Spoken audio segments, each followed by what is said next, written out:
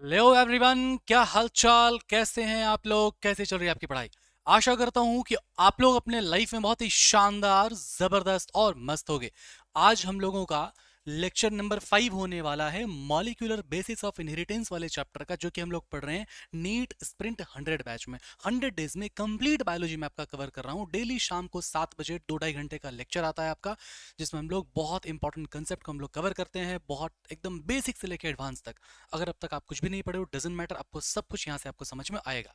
Free batch है, कैसे join करना है लिंक डिस्क्रिप्शन में आपको मिलेगा। वहां पर आपको मिलेगा नीट स्प्रिंट 100 में आपको एक लिंक मिलेगा। उस लिंक को आप क्लिक करोगे, आप पहुंच जाओगे टेलीग्राम ग्रुप में, जहां पर आपको डेली अपडेट्स मिलेगा, इसका आपको नोट्स मिलेगा, प्रैक्टिस शीट मिलेगा, सब कुछ आपको वहां पर मिलेगा। ठीक है, चलिए स्टार्ट करते हैं।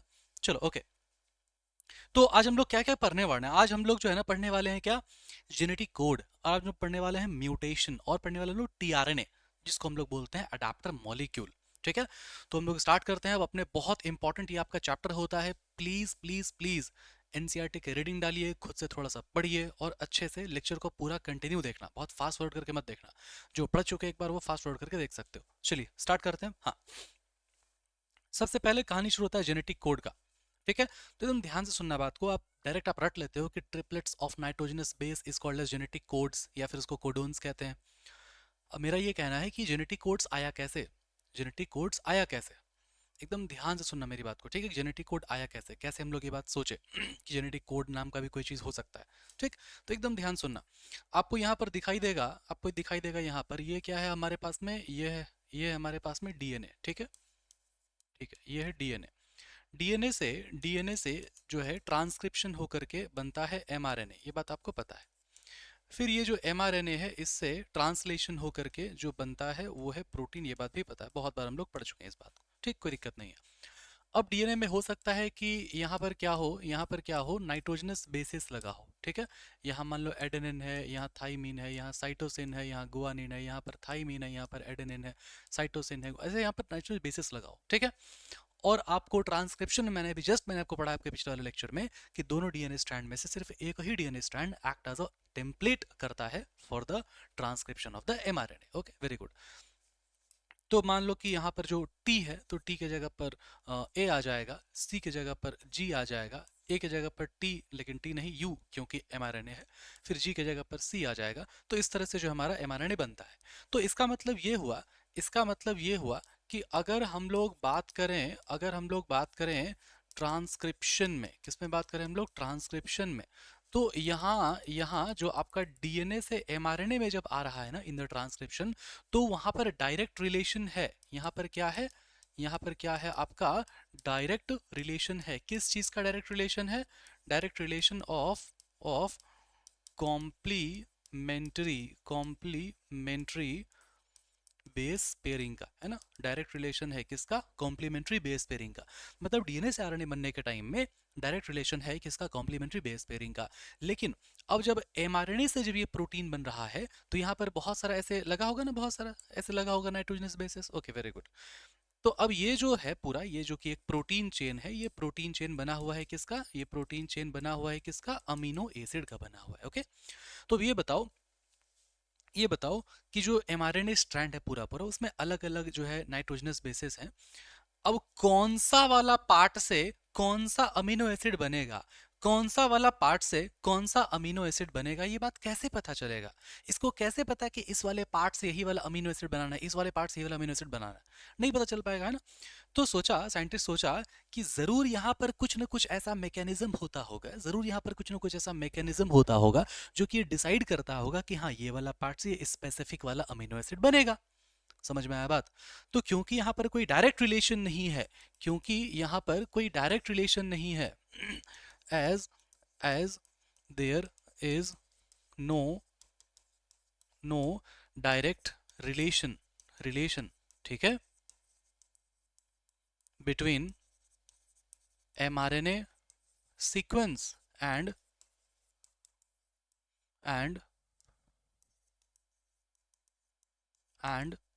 amino acid sequence। ठीक है, ठीक है, acid sequence। hence there must should be some concept of code. Code, ठीक है। इसको मैं थोड़ा सा ऊपर करता हूं, अपने कॉपी में उसको नीचे करके लिखते जाना, ठीक है। ध्यान सुनिए, ध्यान सुनिए। इसके इसके बीच में डायरेक्ट रिलेशन है किसका? कॉम्प्लीमेंट्री बेस पेयरिंग का। इससे ये बनेगा, इससे ये बनेगा।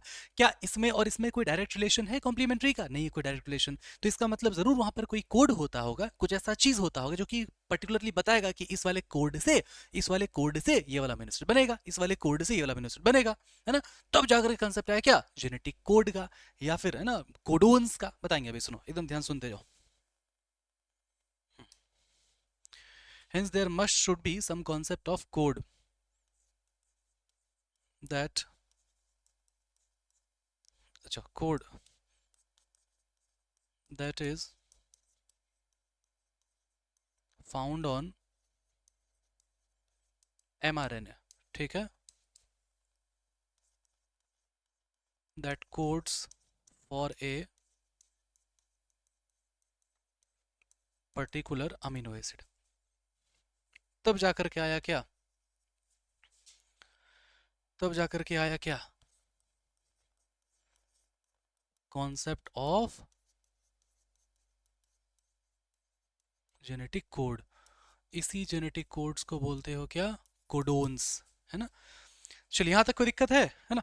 इसका मतलब ये हुआ कि वहां पर जरूर, है ना, देखो ध्यान दो, कह रहा है कि जरूर यहां पर नाइट्रोजनस बेस के सीक्वेंस के पास कोई कोड होता होगा जो कि पर्टिकुलर अमीनो एसिड को कोड करता होगा। ओके, हाँ।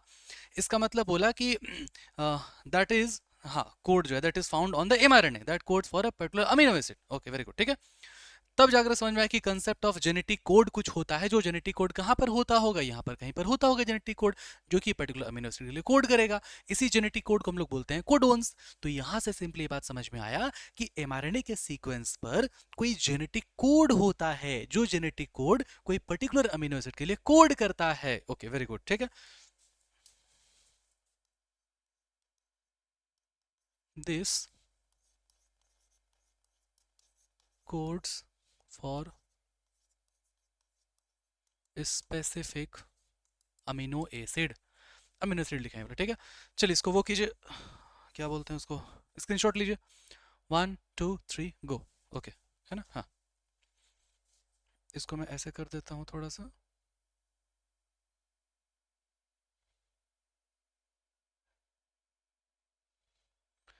लो, एक बार और ले लो स्क्रीनशॉट, लो। 1 2 3 गो। रिकॉर्डिंग चल रहा है ना? चल रहा है। अब देखो, ध्यान सुनना। Scientist and their contributions. Scientist, scientist and their contributions, ठीक है। तो जेनेटिक कोड के टाइम में क्या हुआ ना, क्या हुआ ना, कि बोला कि बहुत सारे साइंटिस्ट इसमें लगे, है ना। ध्यान दो, एकदम ध्यान दो।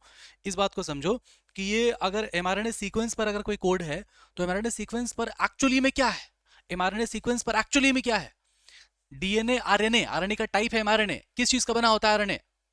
न्यूक्लिक एसिड से, है ना। वो न्यूक्लिक एसिड का टाइप है ना डीएनए, आरएनए। न्यूक्लिक एसिड किस चीज से बना होता है? छोटा यूनिट, उसको बोलते हैं nucleotide. Sugar, phosphate, nitrogenous base. Sugar phosphate किस में चला जाता है? बैकबोन बनाता है, तो स्ट्रैंड बनाता है शुगर फॉस्फेट। और ये जो है, ये क्या है? ये नाइट्रोजनस बेसिस है। इसका मतलब ये चेन बनाने में इन्वॉल्व हो गया, शुगर फॉस्फेट, शुगर फॉस्फेट। और ये सामने जो लग रहा है, ये एडेनिन हो गया, थाइमिन हो गया, साइटोसिन। अच्छा, आरएनए में थाइमिन तो होता नहीं, यूरासिल होता है। तो मतलब इसी नाइट्रोजनस बेस को मिला करके, या यही नाइट्रोजनस बेस मिल करके जेनेटिक कोड बनता होगा। क्योंकि ये लोग तो चला गया उसमें ना, स्ट्रैंड बनाने में ना। बुझाया बात। इसका मतलब ये हुआ कि कुछ साइंटिस्ट आए, जैसे कि आपके फिजिसिस्ट आए, बायोलॉजिस्ट आए, बायोकेमिस्ट आए, जेनेटिसिस्ट आए, और ये लोग बोले क्या कि हाँ, जो नाइट्रोजनस बेसिस है ना एमआरएनए पे, वही इन्वॉल्व हो जाता है जेनेटिक कोड के फॉर्मेशन के लिए। बोला हाँ, बढ़िया बात है, सही बात है, ठीक है। लेकिन फिर मेनली हम लोग को किसका नाम लेना है? जॉर्ज गैमो का हम लोग को नाम लेना है, कि वही बोले, है ना, कि नाइट्रोजनस बेसिस इन्वॉल्व होता है जेनेटिक कोड बनाने के लिए। ठीक, चलो आओ।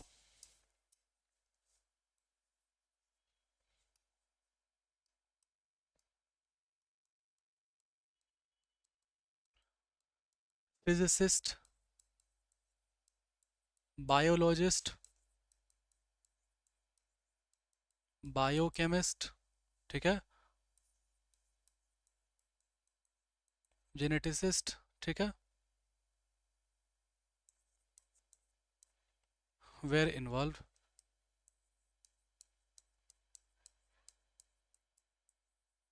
ठीक है।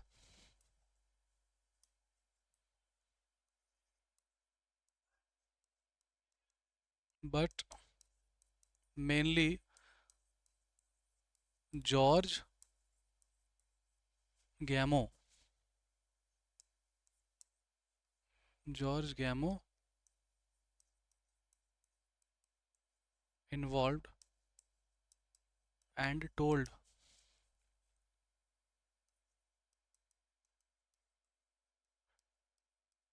nitrogenous bases are, अभी यहाँ पर ब्रैकेट में कुछ लिखेंगे जो कि हम अभी नहीं लिखेंगे, आपसे क्वेश्चन पूछेंगे फिर लिखेंगे, ठीक है। हाँ, nitrogen bases are involved in the formation of genetic code, ठीक है। हाँ, ओके। अब ये है क्वेश्चन, क्वेश्चन बताइए, तो क्वेश्चन बताइए, which are the nitrogenous bases involve in the formation of genetic code.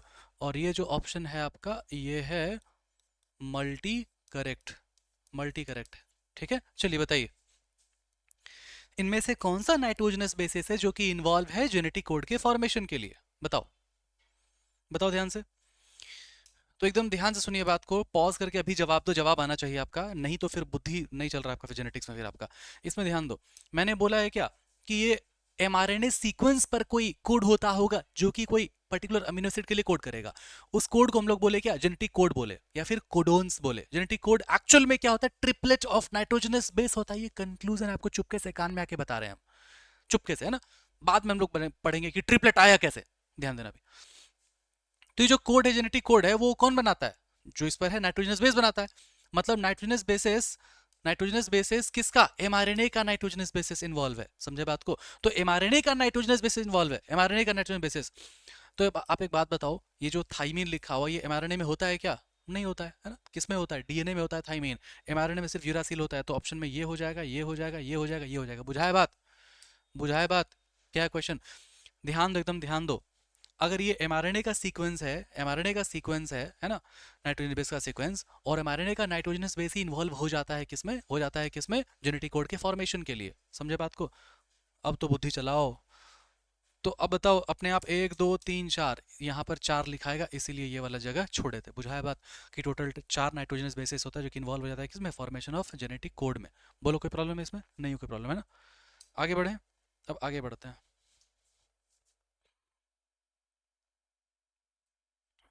ध्यान देना।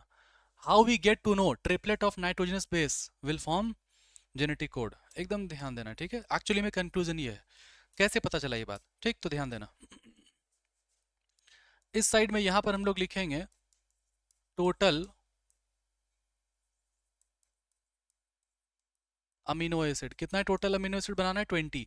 मालूम होगा आपको essential non essential amino acids होता है, टोटल कितना, 20 चाहिए। टोटल कितना अमीनो एसिड चाहिए, 20 चाहिए, ठीक है। Total nitrogenous base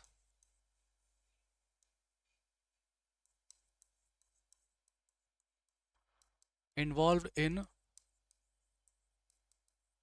formation of genetic code कितना है, कितना है, बताओ, 4। मतलब टोटल जो नाइट्रोजनस बेस इन्वॉल्व है जेनेटिक कोड के फॉर्मेशन के लिए, वो कितना है, 4। और टोटल अमीनो एसिड कितना चाहिए, 20। तो ऐसा एज्यूम किया, ऐसा एज्यूम किया, एकदम ध्यान से सुनना, ऐसा एज्यूम किया कि if one nitrogenous base will, एक सेकंड रुकना, एक सेकंड देना बस मुझे, एक सेकंड देना। हेलो, हाँ बोलो। शूट कर रहे हैं, लाइव है, मतलब ये रिकॉर्ड में जाएगा, बोलो जल्दी। अर्जेंट है कुछ, घूमने का जगह नहीं है बोकारो में वैसा, नहीं है कोई। हाँ, डोसा खा सकते हो सेक्टर 2 में, ठीक, ओके। हम क्लास निकल जाएंगे, ठीक है। हमारे एडिटर भाई साहब लोग गए हैं घूमने के लिए, पारसनाथ, बहुत सुंदर जगह, बहुत बहुत सुंदर जगह, ठीक है। और मैं अभी कहीं हिल भी नहीं सकता हूँ, कहीं नहीं जा सकता मैं घूमने के लिए, क्योंकि बैच चल रहा है, बैच ख़त्म करेंगे। मैं अभी ना मैं बैच शुरू होने से पहले मैं बाल कटवाने गया था, 2 ढाई घंटा लाइन लगा हुआ था उसमें, एक ही बार्बर शॉप पे लड़के वहीं जाते हैं, वही बार्बर शॉप रहेगा रेगुलर वाला अपना, लाइन लगा हुआ था। सोचा कि कटा लेते हैं फिर बैच शुरू हो जाएगा। भीड़ था। उस दिन डिसाइड किया कि अगले दिन बैच शुरू होना था, उस दिन डिसाइड किया कि अब बैच खत्म होगा तब बाल कटाएंगे, मतलब नीट एग्ज़ाम के दिन। आप लोग एग्ज़ाम देने जाना, मैं बाल कटाने जाऊँगा, ठीक है, क्योंकि टाइम वेस्ट नहीं कर सकते अभी। ठीक है, मैं घूमने भी नहीं आ सकता अभी कहीं, क्योंकि बैच है आपका, है ना, डिले नहीं होना चाहिए, प्लानट डिस्टर्ब हो जाएगा नहीं तो। ठीक है, आ जाओ सुनो। How we get to know that nitrogen base will form genetic code? How we get to know that triplet of nitrogenous base will form genetic code? इस साइड हम लोग क्या समझ रहे हैं कि टोटल नाइट्रोजनस बेस पूरा यहाँ लग जाएगा page. Total nitrogenous base involve in the formation of genetic code कितना, तो टोटल नाइट्रोजन बेस हम लोग 4 ले सकते हैं, 4 इन्वॉल्व है, ठीक है। हाँ, टोटल अमीनो एसिड कितना चाहिए, 20 चाहिए, ठीक। अब ध्यान दो, हम लोग को क्या ढूंढना है, हम लोग को ये ढूंढना है कि अपने पास टोटल नाइट्रोजनस बेस 4 है, ठीक है, जो कि जेनेटिक कोड बनाएगा, और एक जेनेटिक कोड एक अमीनो एसिड बनाएगा। तो तू को ये बात कैसे पता चला कि 3 गो का कॉम्बिनेशन मतलब ट्रिपलेट ऑफ नाइट्रोजनस बेस मिलकर के एक जेनेटिक कोड बनाएगा और एक जेनेटिक कोड एक अमीनो एसिड बनाएगा, तो ये कैसे पता चला, ये हम लोग ढूंढ रहे हैं, ठीक। आ जाओ। if one nitrogenous base will form one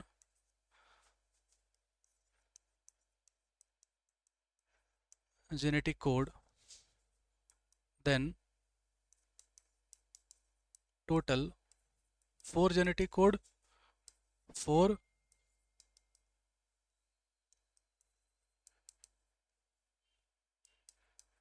amino acid. Clear है, बताओ। अगर एक एक नाइट्रोजनस बेस एक एक जेनेटिक कोड बनाएगा तो टोटल 4 जेनेटिक कोड बनेगा, जैसे 4 अमीनो एसिड बनेगा। चाहिए था कितना, 20। तो ये वाला मामला कारगर है, बताओ। नहीं है कारगर, है ना, मतलब वो फेल हो गया। अब दूसरा देखो, बोला if combination of two nitrogenous base will form one genetic code, genetic code है यार, पढ़ लेना थोड़ा सा, ठीक है, will form one genetic code, then total genetic code कितना। तो ध्यान देना, एडेनिन, गुआनिन, साइटोसिन और यूरासिल, ठीक है, ये 4 है आपका नाइट्रोजनस बेस जो कि इन्वॉल्व हो जाएगा जेनेटिक कोड के फॉर्मेशन में, ठीक है। अगर एक नाइट्रोजनस बेस एक जेनेटिक कोड बनाता है तो टोटल 4 ही जेनेटिक कोड बनेगा, 4 ही अमीनो एसिड बनेगा, जो कि फेल हो गया।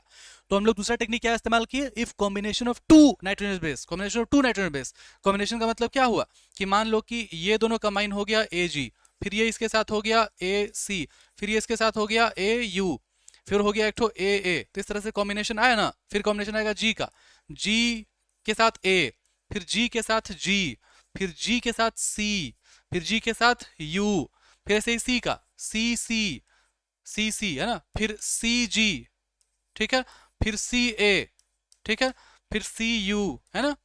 मतलब एक को पकड़ो सबके साथ कॉम्बिनेशन करो, इसका खुद के साथ भी कॉम्बिनेशन करो, एक को पकड़ो इसका खुद के साथ भी करो, सबके साथ कॉम्बिनेशन करो, तो इतना सारा कॉम्बिनेशन आ जाएगा। तो दिन भर यही करते रहेंगे, कॉम्बिनेशन बनाते रहेंगे, बताओ, नहीं ना।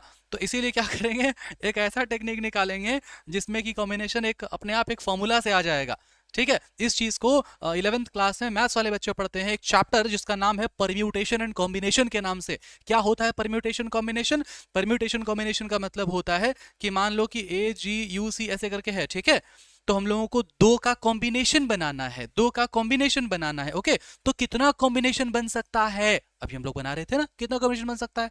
तो हम लोग क्या कर रहे हैं, एक चैप्टर होता है परम्यूटेशन कॉम्बिनेशन, जिसमें हम लोग पॉसिबल कॉम्बिनेशंस हम लोग निकाल लेते हैं एक सिंपल कैलकुलेशन से, बुझाया बात। तो इसीलिए हम लोग अब यूज करेंगे परम्यूटेशन कॉम्बिनेशन, ठीक है। If combination of two nitrogenous base will form one genetic code, ठीक है। तो क्या लिखेंगे, बाय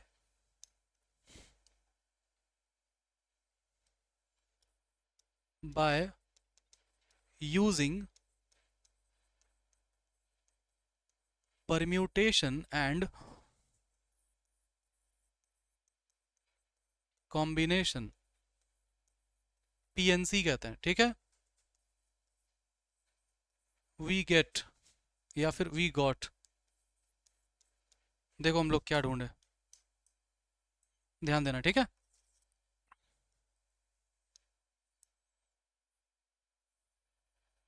समझना अच्छे से।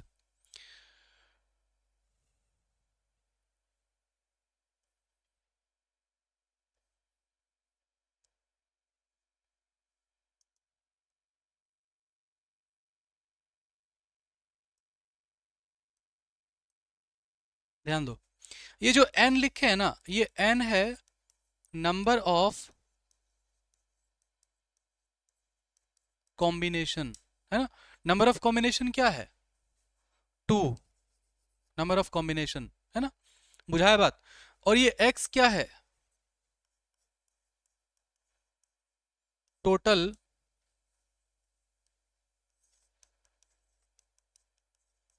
डिजिट्स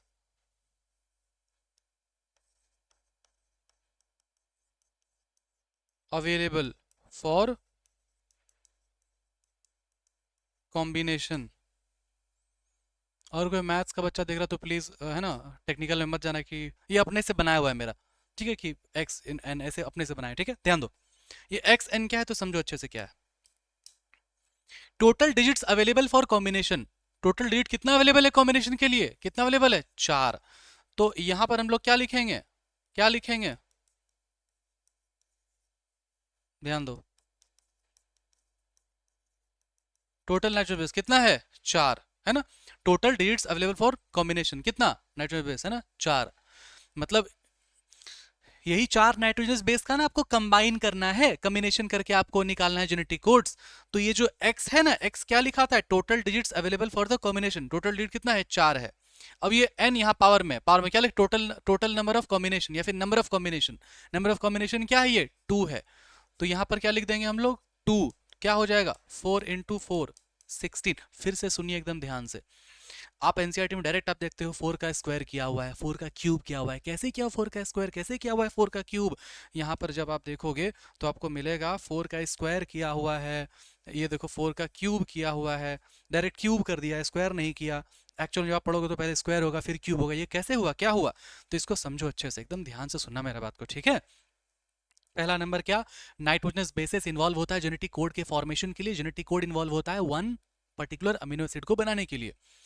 दूसरा बात, जेनेटिक कोड जो है, जेनेटिक कोड जो कि बन रहा है नाइट्रोजन बेस से, तो अगर मान लो कि वन नाइट्रोजन बेस बनाएगा, वन जेनेटिक कोड, तो टोटल 4 नाइट्रोजन बेस है, 4 जेनेटिक कोड बनाया, 4 अमीनो एसिड बनाया, फेल हो गया। क्यों? क्योंकि टोटल कितना चाहिए अमीनो एसिड? 20 चाहिए। बन रहा है कितना? 4 बन रहा है। तो हम लोग क्या करेंगे? कॉम्बिनेशन अप्लाई करेंगे, कि हम लोग नाइट्रोजन बेस का हम लोग कॉम्बिनेशन बना दिए। कॉम्बिनेशन कंबाइन कर करके बहुत सारा पॉसिबिलिटी आ जाएगा। कैसे चेक करेंगे कितना आएगा पॉसिबिलिटी? तो हम लोग इस फॉर्मूला से चेक करेंगे। ये फॉर्मूला क्या है? ये x to the power n। x का मतलब क्या है? Total digits available for the combination. Combination बनाने के लिए टोटल कितना डिजिट अवेलेबल है? 4 अवेलेबल है, यहाँ पर लिखा हुआ है। और ये है क्या? Number of combination. Number of combination कितना बना रहे हो? पहले 2 का कॉम्बिनेशन बना रहे हो, तो ये 2 लिखा हुआ है। तो टोटल नेचुरल बेस कितना है? 4 है ना, 4 है। और ये 2 क्या है? ये कॉम्बिनेशन है। तो क्या हो जाएगा? 4 इंटू 4, 16 आ जाएगा। तो आप बताओ, अब आप बताओ,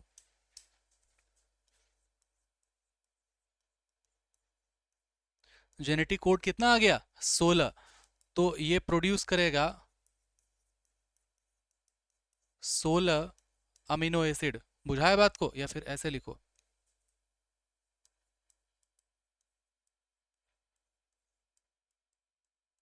दैट प्रोड्यूसेस 16 अमीनो एसिड्स। ये भी कारगर है? बताओ, नहीं ना है कारगर?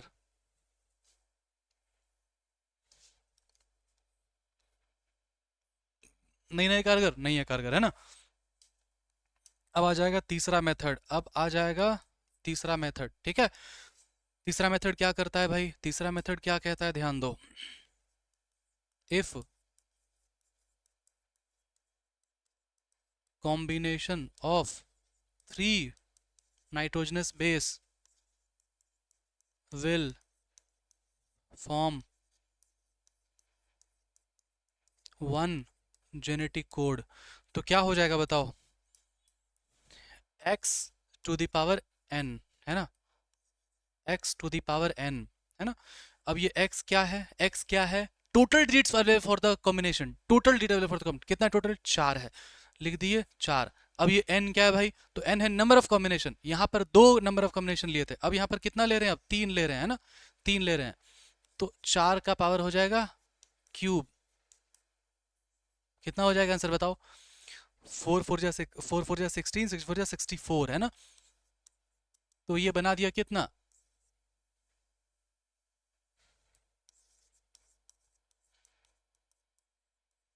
जेनेटिक कोड कितना बन गया? 64 है ना?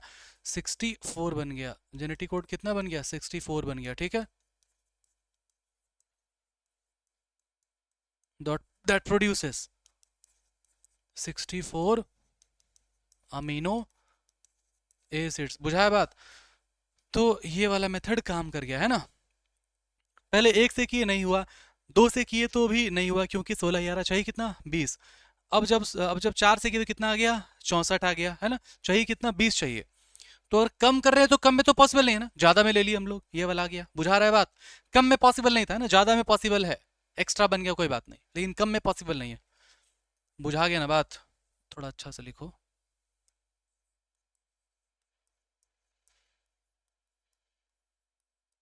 ठीक है, आगे बढ़े अब। आगे बढ़ते हैं।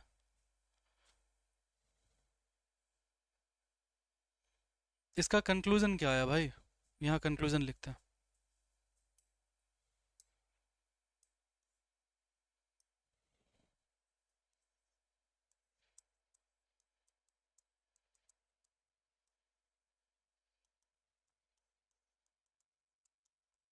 ट्रिपलेट ऑफ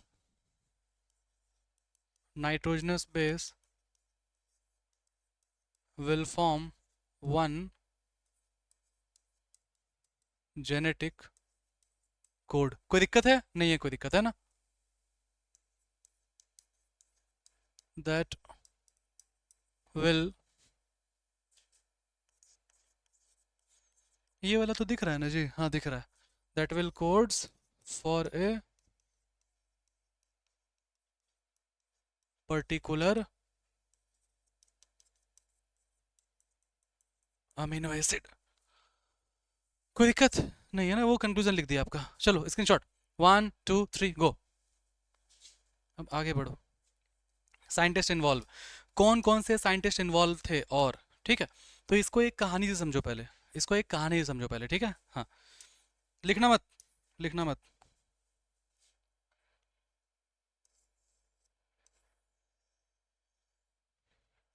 कहानी मेरे पास बहुत सारा है।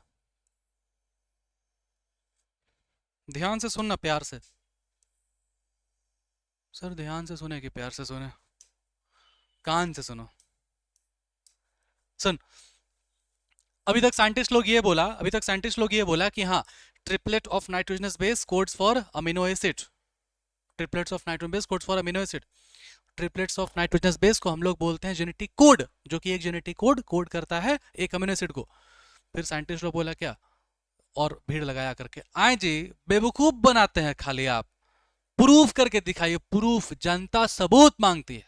बोले ठीक है, हम देंगे सबूत तेरे को, है ना? तो ध्यान देना, सुनो। मान लो हम साइंटिस्ट, ठीक है, आदमी लोग घेर लिया हमको, प्रूफ करके दिखाओ। ठीक है, थम आओ, इन्हें बैठो, बैठ जाओ। हम फोन लगाए दो दोस्त लोग को, है ना? साइंटिस्ट का दोस्त साइंटिस्ट, ठीक, बुलाए, जमा किए। तो साइंटिस्ट लोग, दोस्त लोग आए, मेरा नाम वो बताएंगे बाद में। हरगोविंद खुराना भाई साहब थे, है ना? सेवेरो ओकोआ भाई साहब थे, मार्शल नीरेन बरगुआ था, है ना? तो ये सब तीन तीन चार गो साइंटिस्ट लोग हमारे दोस्त लोग था, ठीक है? ध्यान से सुनना बात को। आदमी लोग क्या आर्गुमेंट किया कि तुमको कैसे पता कि triplet of nitrogenous base he code कर रहा है अमीनो एसिड के लिए? प्रूफ करके दिखाओ जरा सा। और तुमको कैसे पता कि ट्रिपलेट ऑफ नाइट्रोजनस बेस, मान लो कि कोई AUG नाम का नाइट्रोजनस बेस है, AUG, तो तुमको कैसे पता कि ये मिथियोनिन ही कोड करेगा? कैसे पता तुमको? हम उन लोग को एक अलग से उसको चेकर बोर्ड दिए। हम क्या किए, उसको एक अलग से चेकर बोर्ड दिए ना। चेकर बोर्ड क्या होता है? चेकर बोर्ड होता है कि ये आपका नाइट्रोजनस, ये आपका जेनेटिक कोड्स बना हुआ है, ये आपका जेनेटिक कोड बना हुआ है। मान लो कि यहाँ पर ये AUG लिखा हुआ है ना, AUG, ये MET मतलब मिथियोनिन, मतलब AUG मिथियोनिन बनाएगा। समझ में आ रहा है बात, है ना? AUG मिथियोनिन बनाएगा, ये बात हम उसको बताए। तब ये लोग हमसे बहस करने लगा, हमसे बोला क्या कि आए रे, तुमको कैसे पता चला कि AUG बनाएगा मिथ्योनिन? हम कहते हैं कि AUG नहीं बनाएगा, कोई और बनाएगा मिथ्योनिन, प्रूफ करके दिखाओ। तो हम क्या करेंगे, हम मासूम साइंटिस्ट, हम क्या करेंगे, हम एगो पैकेट से एक तो RNA निकालेंगे, जो RNA में लगा हुआ होगा सिर्फ AUG AUG AUG ऐसा लगा होगा। समझा बात को? AUG लगा होगा, ये होमोपोलीमर होगा, होमोपोलीमर है ना, AUG लगा होगा, होमोपोलीमर। समझा बात को? इसको होमोपॉलीमर बोलते हैं, इसको क्या बोलते हैं, होमोपॉलीमर, है ना। फिर इसको हम लोग टेस्ट ट्यूब में डाल देंगे, है ना, टेस्ट ट्यूब में डाल देंगे, ठीक है। तो ध्यान देना, एकदम बात सुनना एकदम ध्यान से। पॉइंट नंबर वन होमोपॉलीमर, ठीक है, ध्यान देना, सुनना। अब इसको हम लोग टेस्ट ट्यूब में को डाल दिए। तो टेस्ट ट्यूब में हम इसको बोले थे कि देखो जो एयूजी है ना वो मिथ्योनिन को कोड करता है। मनवे नहीं किया बात तो इसको बैठाए सुन। हम यहाँ पर क्या लिए हैं, AUG AUG AUG AUG AUG लिए हैं। बोला हाँ वेरी गुड। अगर हम ये बात कहते हैं कि हाँ एयूजी मिथ्योनिन को कोड करेगा, तो फिर जैसे ही इसको डालेंगे टेस्ट ट्यूब में और बोलेंगे कर लो अपने ट्रांसलेशन, बना लो इससे प्रोटीन, तो फिर ये जो अपना प्रोटीन का जो चेन बनाएगा उसमें हर जगह पर क्या मिलना चाहिए, मिथियोनिन मिथियोनिन मिथियोनिन मिलना चाहिए। और अगर ई जो है चूहाड़ लोग अगर ये बोल रहा है कि नहीं मिथियोनिन से तो साइनाइड बनता है, मिथियोनिन से तो गोली बारूद बनता है, मिथियोनिन से कुछ और बनता है, सॉरी एयूजी से कुछ और बनता है, साइनाइड बनता है, गोली बारूद बनता है, एयूजी से कुछ और बनता है, तो यहाँ पर कुछ और आना चाहिए। हम क्या बोले चेकर बोर्ड देख के कि एयूजी क्या बनाएगा, मिथियोनिन बनाएगा। ले लिए होमोपॉलीमर, डाल दिए टेस्ट ट्यूब में, तो बनना चाहिए क्या, homopolymer, sorry methionine methionine methionine methionine बनना चाहिए। बन गया होगा, कोई दिक्कत है इसमें, नहीं है कोई भी दिक्कत, है ना। फिर एक और आया चूहाड़ आदमी, बोला क्या, आए रे बेवकूफ बनाता है आदमी लोग को, तू होमोपॉलीमर ले लिया, एयूजी एयूजी एयूजी, तो तेरे पास आ गया मिथ्योनिन मिथ्योनिन मिथ्योनिन, जरा कोपॉलीमर लेके दिखाओ ना तब मानेंगे। बोले कोपॉलीमर कोची होता है भाई, तो कोपॉलीमर का मतलब बोला क्या कि यहाँ मान लो ए यू जी है, फिर यहाँ मान लो यू यू यू है, फिर यहाँ ए यू जी है, फिर यहाँ पर यू यू यू है, ए यू जी है, यू यू यू है। इसको बोले हैं, इसको इसको सेम टाइप है, इसको बोलते हैं होमोपॉलीमर। जब ये डिफरेंट टाइप का है लेकिन एक फिक्स पैटर्न रिपीट हो रहा है, कौन कौन रिपीट हो रहा है, A U G U U U, A U G U U repeat हो रहा है, उसको बोलते हैं कोपॉलीमर। बायोमोलिक्यूलर में पढ़ेगा तो लोग तो पढ़ता नहीं, खैर ठीक है। तो ये वाला क्या है, को इसको लिखना है नहीं लिखना है, इसको सुनो ध्यान से। तो ये आदमी बोला हमको कि जरा कोपॉलीमर करके दिखाओ ना। हम बोले हाँ ठीक है रुको, चेकर बोर्ड निकालने दो। चेकर बोर्ड निकाले, फिर उसको हम देख करके बताए क्या कि देखो ए यू जी जो है ना ये कोड करता था मीथेन के लिए, ऑलरेडी बताए हैं, और ये जो यू यू यू है ना ये कोड करता है फिनाइल एलानिन के लिए, ऐसा हम कह रहे हैं चेकर बोर्ड देख करके। अब देखो ये हम स्ट्रैंड लिए हैं, इसमें A U G U U U, A U G U U U है। तो अब जो हमारा जो ये जो बनेगा, ये जो बनेगा हमारा, ये जो बनेगा ऐसे, ये जो बनेगा इसमें क्या आएगा, methionine phenyl alanine, methionine phenyl alanine, methionine phenyl alanine. बोला हाँ तुम ठीक तो कह रहे हो, बना के दिखाओ ना तब ना मानेंगे। रुक है भाई बनाते हैं अभी। तो बनाए, बन गया, क्योंकि बॉस इज ऑलवेज राइट, है ना। तो बन गया। तो ये होमोपॉलीमर को पॉलीमर के थ्रू हम लोग बना लिए, हाँ बता दिए कि हाँ देखो triplet of nitrogenous base he code करता है अमीनो एसिड को, और जो चेकर बोर्ड में दिया वह सही है कि हाँ ए यू जी बनाएगा मिथ्योनिन को, यू यू बनाएगा उसको। ठीक है, तेरे मन में सवाल आ रहा है कि सर पूरा चेकर बोर्ड याद करना है क्या, नहीं याद करना, रुको एकदम चुप रहो भाई। क्लियर है इतना बात, हाँ क्लियर है। उसके बाद क्या हुआ, तो ये पहला कंसेप्ट था किसका, होमोपॉलीमर का और किसका, कोपॉलीमर का, है ना। अब उसके बाद सुनो, अब एक बात हमको बताओ, ये जो हम टेस्ट ट्यूबुआ में जो बना दे रहे हैं ट्रांसलेशन करके प्रोटीन बना दे रहे हैं, ये कौन दिया, हमारे नाना जी आकर के दिए, बताओ। भगवान क्या दे करके भेजा कि सेल के अंदर में होगा ट्रांसक्रिप्शन ट्रांसलेशन, ये टेस्ट ट्यूबों में कैसे बना देंगे भाई। तो इसके लिए भी एगो अपन दोस्त को फोन किए थे, ओकर नाम था मार्शल लीरेनबर्गवा, बुझा बात को। तो मार्शलवा करके हमको बताया कि हमारे पास में एगो बढ़िया फार्मूला है। बोले कौन सा फार्मूला है, तो बताइए फार्मूला है, इसमें तू जो है ना सेल के बिना बना पाएगा प्रोटीन, सेल के बिना। जैसे मान लो कोई ये है बिस्किट है, चीनी के बिना, उसको क्या बोलते हैं, शुगर फ्री बिस्किट। तो वैसे सेल के बिना बन रहा है प्रोटीन, क्या बोलेंगे, cell free medium of protein synthesis. बुझा बात को, कौन दिया, मार्शलवा दिया हमको ठीक है। तो ये कौन दिया, मार्शलवा दिया था, समझा बात को। इसका नाम था मार्शल, मार्शल निरेनबर्ग, प्यार से हम इसको दोस्ती यारी में मार्शलवा बुलाते थे, ठीक है। हाँ ये इतना हो गया, तो इतना हो गया, इस ये वाला कहानी को पहले लिखते हैं बढ़िया से, ठीक है। ये वाला ये तीनों डॉट को ऐसे टेक्नोलॉजिया कर दिए, ठीक है। हाँ हाँ ये दिख रहा है, बोर्ड पे दिख रहा है। तो यहाँ पर देखो एकदम ध्यान से, कैसे देखो, कान से नहीं ध्यान से देखना, ठीक है। हाँ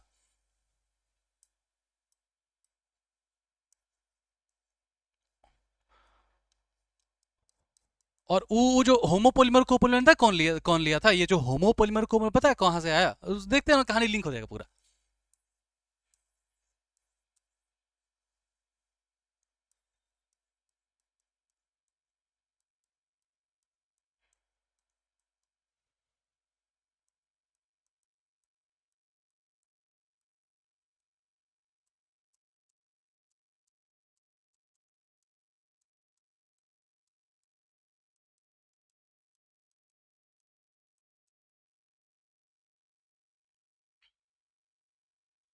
ठीक है।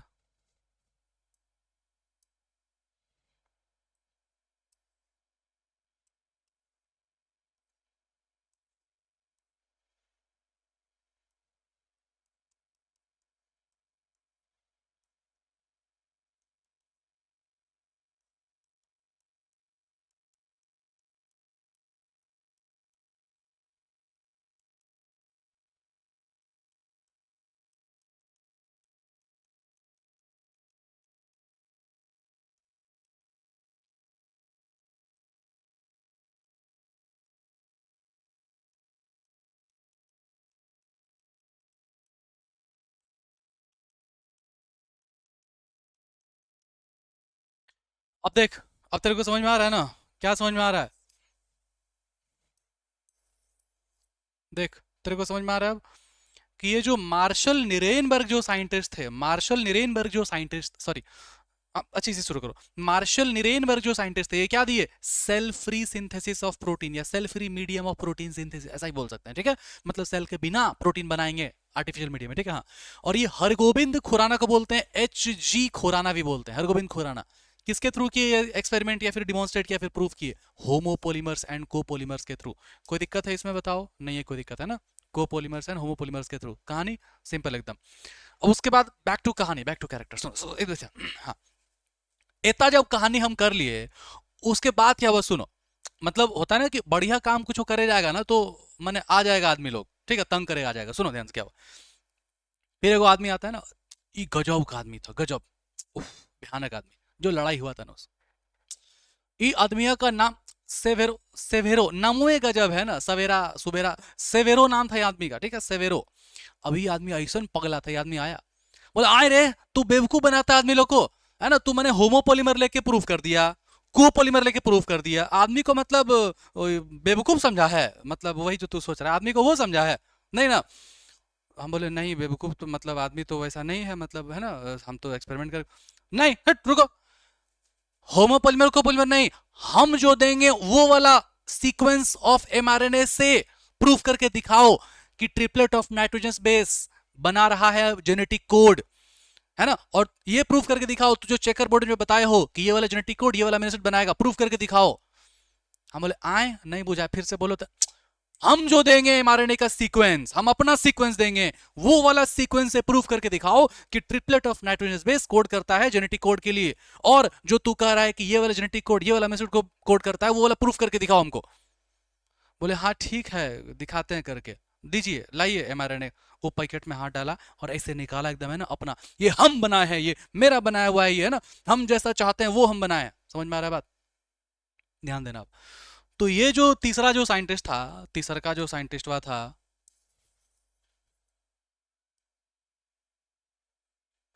टेक्नोलॉजिया कर दिया थोड़ा सा, हाँ गुस्सा मत हो ना, ठीक है, हाँ। एक नाम जानता है क्या था? एक नाम था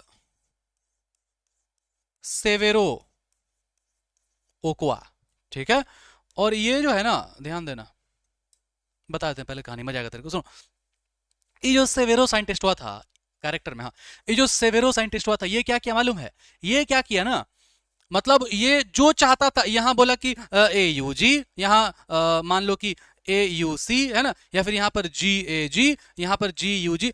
अरे तू काहे नहीं समझ रहा इस बात को कि हम लोग एमआरएनए का सीक्वेंस अपने मर्जी से नहीं लिख सकते हैं? जो डीएनए का जो सीक्वेंस होगा, डीएनए का कोई एक strand act as a template करेगा और वही बनाएगा एमआरएनए।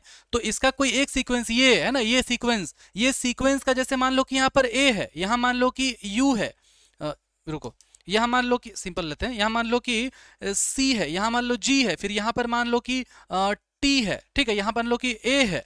तो इसी से ना सी से चेंज होकर के यहाँ पर सी के बदले आएगा जी, यहाँ पर जी के बदले सी, यहाँ टी के बदले ए, यहाँ पर ए के बदले टी, लेकिन ये वाला आरएनए तो फिर यू। तो ये टेम्पलेट डिपेंडेंट होता है एमआरएनए का सीक्वेंस। लेकिन ये मतलब ऐसा चुहाड़ आदमी था, सेवेरो ओकोआ साइंटिस्ट हुआ है ना, ये क्या किया, टेम्पलेट इंडिपेंडेंट मैनर से बनाने लग गया एमआरएनए का सीक्वेंस, टेम्पलेट इंडिपेंडेंट मैनर। समझा बात को? कोई एंजाइम के हेल्प से, तो इसको बोल दिया एंजाइमेटिक सिंथेसिस ऑफ एमआरएनए। क्या बोल दिया? Enzymatic synthesis.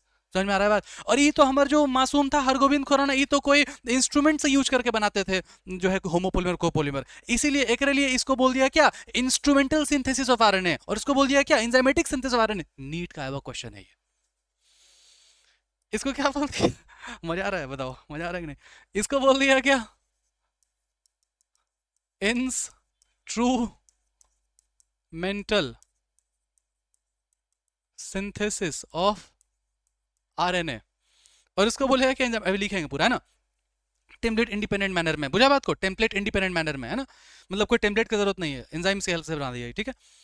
सेवर, और इस एंजाइम का नाम क्या है? इसका नाम है पॉली न्यूक्लियोटाइड फॉस्फोराइलेज, ध्यान दो एकदम, ठीक है।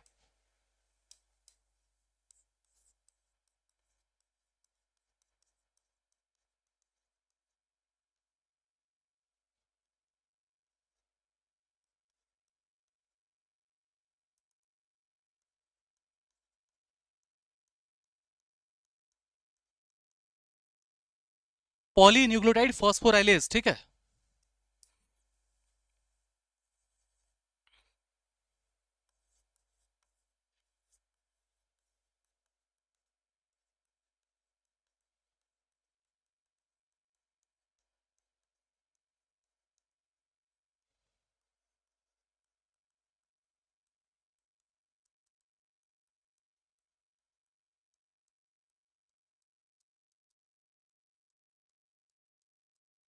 कोई दिक्कत इसमें?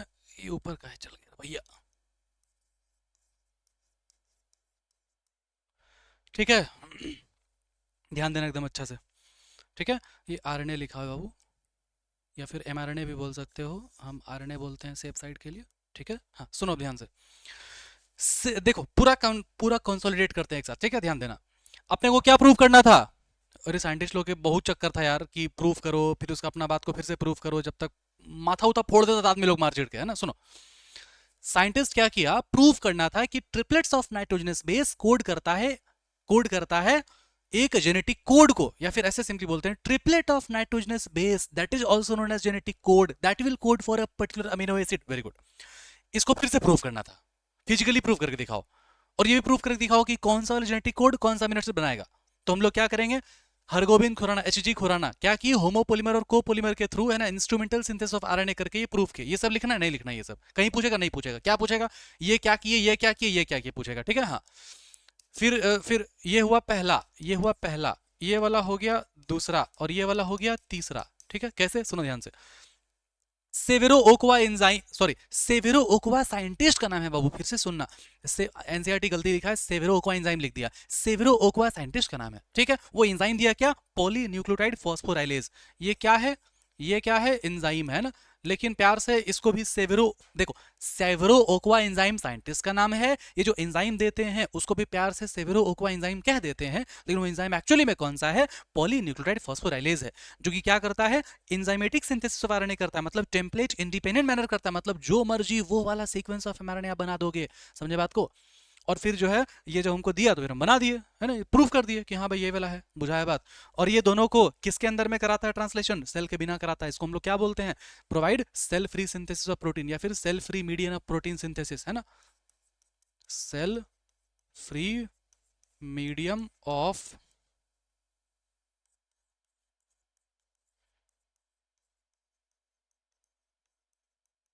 Protein synthesis. एनसीईआरटी दिखा है, मजा आ जाएगा एनसीईआरटी में, है ना।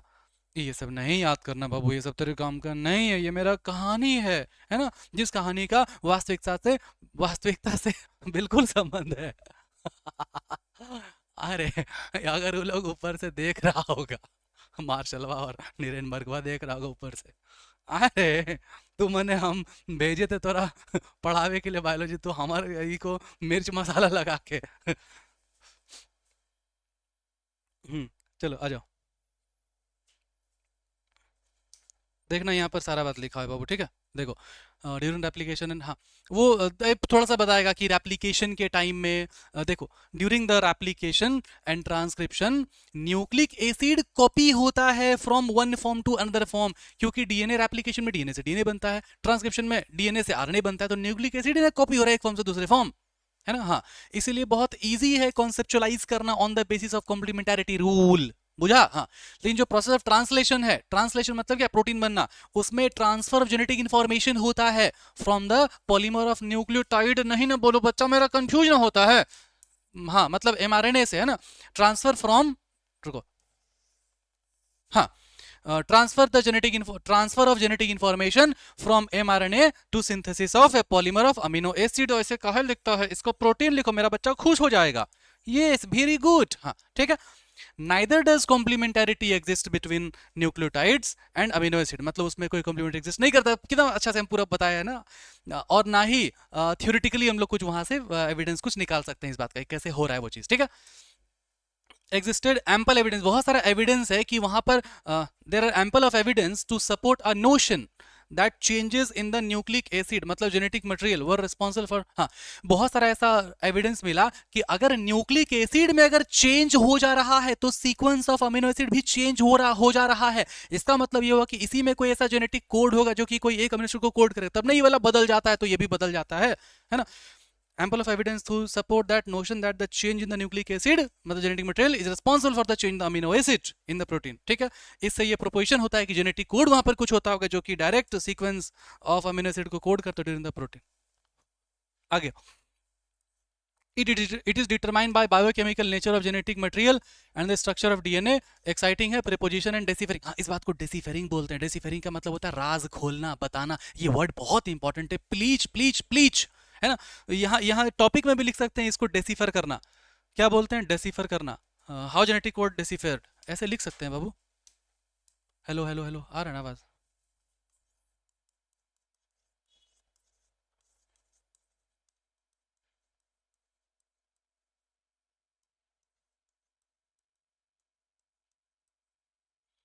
हाउ जेनेटिक कोड डेसीफर्ड है ना, ऐसे लिख सकते हैं. ठीक है, डेसीफर मतलब क्या? राज खोलना, बताना, इसको बोलते हैं डेसीफर करना. ठीक है. हाँ. The preposition and deciphering of the genetic code बहुत चैलेंजिंग था, है ना. In a very true sense it requires involvement of scientist जैसे कि physicist, organic chemist, biochemist, geneticist, बहुत को, है ना. It was George Gamow, physicist. George Gamow क्या थे? फिजिसिस्ट, इसको ध्यान रखना. फिजिसिस्ट जॉर्ज गैमो, जो कि आर्ग्यू किए कि सिर्फ 4 बेसिस है जो कि कोड करता है 20 ऑफ अमीनो एसिड के लिए. बताया ना सब बात, एक एक बात, है ना. That the code should constitute a combination of bases. He suggested that in order to code 20 amino acid, 20 amino acid को कोड करने के लिए वहां पर कोड को क्या करना पड़ेगा? The code should be up of 3 nucleotides. 3 मतलब 3 न्यूक्लियोटाइड का बनना चाहिए. मतलब ध्यान दो, ये 3 न्यूक्लियोटाइड का मतलब हुआ, अरे एक न्यूक्लियोटाइड में क्या होता है? नाइट्रोजनस बेस भी होता है, शुगर भी होता है, फॉस्फेट भी होता है. तो 1 nucleotide is equal to 1 nitrogenous base pair. इस बात को ध्यान रखना, न्यूमेरिकल्स बनेगा बढ़िया से. ठीक है. हाँ. suggested that the code should be made up of 3 nucleotides. ठीक है, मतलब नाइट्रोजनस बेस. न्यूक्लियोटाइड मतलब नाइट्रोजनस बेस. क्यों? क्योंकि न्यूक्लियोटाइड में एक नाइट्रोजन बेस होता है. ठीक है. This was a very bold proposition था. क्यों? क्योंकि परम्यूटेशन एंड कॉम्बिनेशन, देख रहा है रे पीएनसी आया ना मैथ का बच्चा. Permutation and combination of 4 to the power cube would generate 64 codon, generating many more codons required. ठीक है. हाँ. Providing the proof that codon was triplet. Codon triplet, इसका प्रूफ कैसे मिला? बहुत डॉन्टिंग टास्क, मतलब बहुत डिफिकल्ट टास्क था. क्या था? क्या था? बहुत डिफिकल्ट टास्क था, बहुत चैलेंजिंग टास्क था. ठीक है. हाँ. The chemical method developed by Hargobind खुर, देखो एच लिखा हुआ है ना, हरगोबिंद खुराना केमिकल मेथड था, है ना, जिसमें क्या किया? कोडोन जो है वो ट्रिपलेट था, वो प्रूफ किया. कैसे प्रूफ किया? कैसे प्रूफ किया?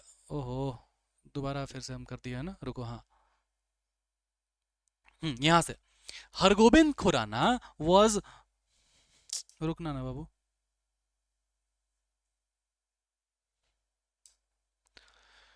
Developed by Hargobind Khurana was instrumental synthesis of RNA है, लिखा हुआ इंस्ट्रूमेंटल सिंथेसिस ऑफ आरएनए, है ना, molecule with defined combination of base, मतलब होमोपोलीमर और कोपोलीमर. हरगोबिंद खुराना क्या किया? डिफाइंड सीक्वेंस, मतलब क्या? Homopolymer copolymer. ठीक है. और उसके बाद फिर देखो सेवेरो. हाँ देखो, सेवेरो ओक्वा एंजाइम, ये नहीं ना लिखता, ये साइंटिस्ट ना है, मेरा बच्चा कंफ्यूज ना हो जाता है. CIENTIST scientist. ठीक है. हाँ. सेवेरो ओक्वा साइंटिस्ट है. एंजाइम इसका नाम है क्या? Polynucleotide phosphorylase. ठीक है.